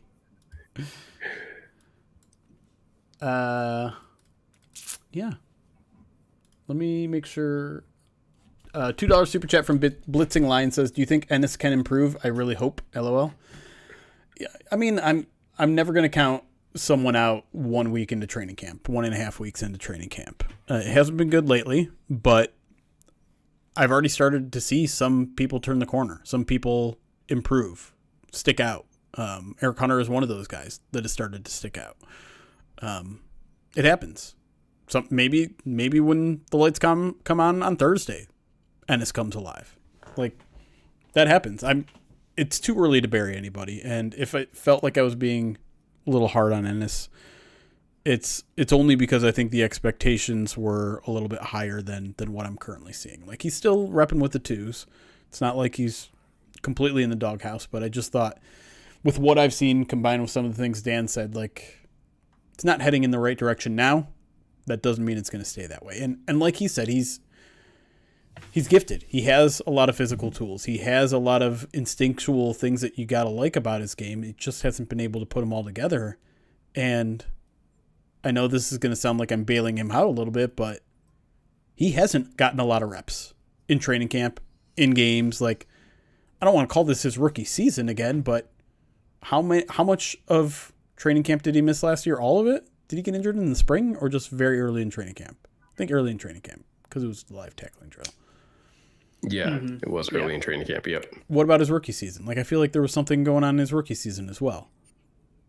I think that was preseason. He got hurt, and then he was in line to play in the Cardinals game, right? And then during pregame warmups, he gets hurt and gets put on IR, right? Right. So, like, point being is just he doesn't have a ton of reps at all for a third-year player. The greatest ability. So maybe availability. He's basically been out there every day of camp so far, so he's starting to get some of those reps in. He's starting to build on top of, his experience. I will say this, like, early on in camp, it didn't feel like he was doing terribly. It just felt like did we talk about it on this show? Like, it felt like Nevin Lawson disease, where it was just like he was always in phase, he was always in the right place, just not making a play on the ball. And I can live with that because that means like you've got almost everything right except for the very last part.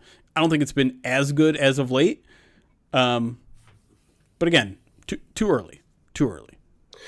Well, and I think for me, the thing that gives me, I don't know if it's hope or maybe it's just it's still very open for me for Ennis, is just like, it doesn't sound like Roger McCreary is impressing that much either. Sure. And so, like, to your point earlier, Jeremy, like, maybe when it's all said and done, maybe they do lean the veterans way because, well, hey, Roger McCreary's at least done it, at the highest level. But like, as if that's the case, then like, I think Ennis has as much time as much time as preseason is going to allow him to just like make it work. Because if you're, again, this is kind of like to what Ryan was saying earlier about like adding some caveats to the preseason. It's kind of like adding caveats to training camp. Like, I can live with you getting beat by Amon-Ra and J-Mo. Like, if that's where this is, like, listen, you're just constantly giving up catches to those guys. Like, from the way it sounds, only DJ Reed is actually getting consistent stops. In a way of like justifying that, but like, you're gonna have to go out there in preseason games and make the most of those opportunities and do what Ryan is also saying, like stay healthy. Just continue to stay healthy and continue to like compete. And maybe you can beat out the veteran because this coaching staff drafted you for a reason. And maybe they still feel like they have something to like kind of bank on. I mean, if Ennis Rakestraw doesn't end up working out, that 2024 draft class is something. Yeah. Yeah, I'm not gonna have. That's not gonna be a fun video to make. Sione Vaki and Christian Mahogany feel like carry the entire torch. A guard and a special teams ace. Hey. A day 3 guard. Steal. A day 3 guard who we're not entirely sure has the job because this team really wants to give Ben Barch every opportunity. So that also, we didn't talk about that a lot either. That also like is concerning to me. Which part? That like Ben Barch hasn't been healthy and they're still like, no, but we still want to see if he can compete for the job. Like, sort of though. Like what was the quote yesterday was not very reassuring about Barch. Was it yesterday? Let me see if I can find that. I felt like the last Barch quote I read felt like not trying to like push Christian Mahogany, but just like a reminder that like it's not like his job right now. Like he's the maybe like the in pole position, but like sure. Mm-hmm. No, there's still Ben Barch. You know what I mean? Like, but here's what he said about Barch yesterday. Says, yeah, look, I'd be lying to you if I said I wasn't hopeful he would have been out there more than now. But I also know there's no setbacks, anything like that. He's a veteran guy. From what we know about him, and in the short time we've been around him, he's a guy that it means something to him. He's smart, he's conscientious, all those things. And we're going to let him get out there a little bit today. We're going to give him maybe 10 reps or so. Somewhere in there. So that's the plan to begin to work him into more stuff. So look, there's a reason he's here. We think he brings outstanding competition. He's got a shot, but certainly he's behind the mark. I mean, he's missed some days, and that's just part of coming off an injury. That's the hand you're dealt. He's got a shot. That to me does not sound like, oh, he's legit competition. It's like, yeah, I mean, he's got a shot. But I'm also reading between the lines a little bit here, and I don't know if that's. I don't think I disagree with you. I think it's more so just to the point that like, if we're gonna, I guess I was looking at it through the lens of like how successful is the 2024 draft class, and it's still crazy to like you can't like bury stuff right now. Like no. I feel like I'm being premature and like latching onto what you're saying about Ennis and being like, oh, things aren't looking good for him, and Sione Vaki's not getting any running back reps, and. Right. We're down to Christian Mahogany being your only hope, and it's like, well, there's still Ben Barch. Like, right. It's like, okay, well, I think there's any like full transparency. He wins the job. Like Christian Mahogany is probably going to win the job, but I don't think we're ever going to get to a point where okay, that 2024 draft class was all right. Like that, I think that ship has already sailed. Like, what if Christian Mahogany turns into an all-pro? Like, is that like the only thing that can save it? But I mean, even then, you're like, okay, you drafted one all-pro guard after the 2023 class. Like, did that just set the bar too high? Is that what Brad Holmes is always like? Is he just fighting against that the rest of his career? I don't even know if it has to be an all-pro though. Like, I think a lifetime. I think if Mahogany landed a Pro Bowl. And like if Ennis could somehow come out of camp and win the nickel job, which is wild considering we were talking about him being. Yeah. Ennis is a wild card to me. Yes. Ennis is the only one that can save starter. Yes. Mm-hmm. Because you can't go bust Terrion, bust Gio, and bust Rakestraw. Your first 3 picks cannot just essentially contribute nothing. Yeah. Like and then you're in actually contribute almost close to nothing. Right. We're giving up on Gio. I think Gio made that decision for us. Did you hear what Dan Campbell had to say when we asked about him? He didn't report an injury. No, I know. We're just giving up on Geo now? Is that what we're doing? We're just giving up on Geo? We're only giving up because we've seen that Dan Campbell has given up on Giovanni. Because all signs point to Dan Campbell have given up, and he doesn't do that often with players.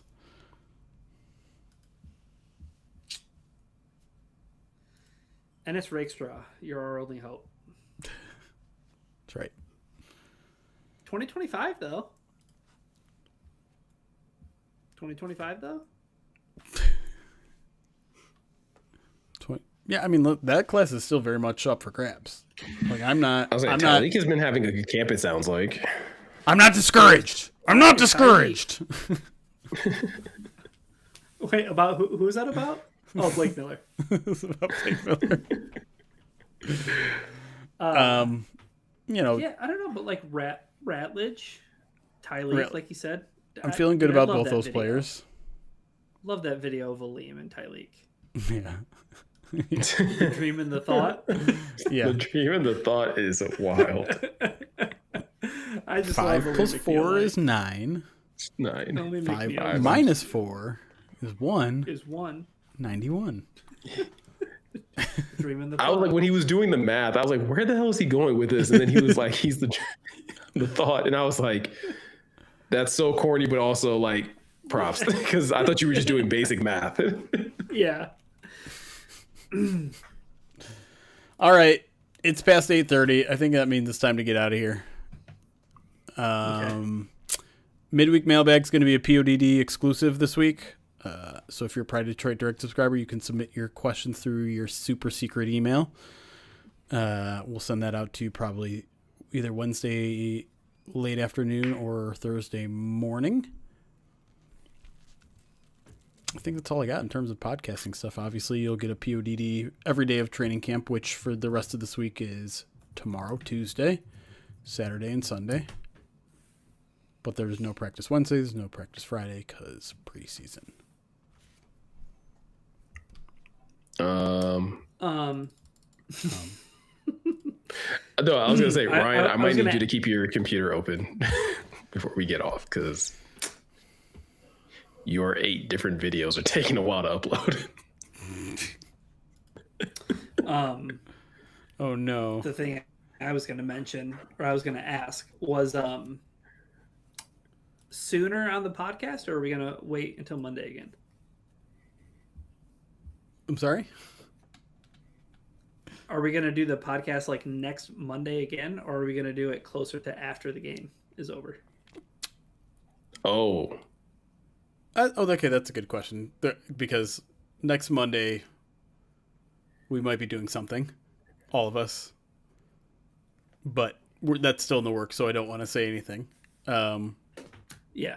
I feel like we usually just tend to record, like we try to record like after a game. Yeah. Like, not same day So, like, necessarily, but like maybe like so a like Friday. Friday. I wouldn't love Friday as an option, but I could theoretically maybe do Friday. I might get in trouble if I do Friday, though. if we do it earlier, can we keep it tight? We can keep it tight. We can keep it tight. We I would can almost keep rather your do Friday Saturday night morning. open. We can keep your Friday night open, big guy. I'm starting to miss Renegade Jeremy. Like this whole like I got a life. You miss workaholic Jeremy. You want the guy who just. Oh worked gosh, and you're only gonna did bring me work. back to some bad habits. Jeremy's gonna start howling at the moon. All right, we're gonna get out of here. I do want to talk to you guys after the show here, but yeah, next time we'll be live is maybe sometime after the game, maybe Friday. I really want to convince them to do Saturday instead, but we'll do it at some point, and then maybe something special on Monday. Keep your eyes peeled. I don't like that term. Ugh. Dude, heck yeah, kick puncher. Ugh. You have a good night Yeah. and enjoy your Seeger listening session. All right. We'll talk to you guys later.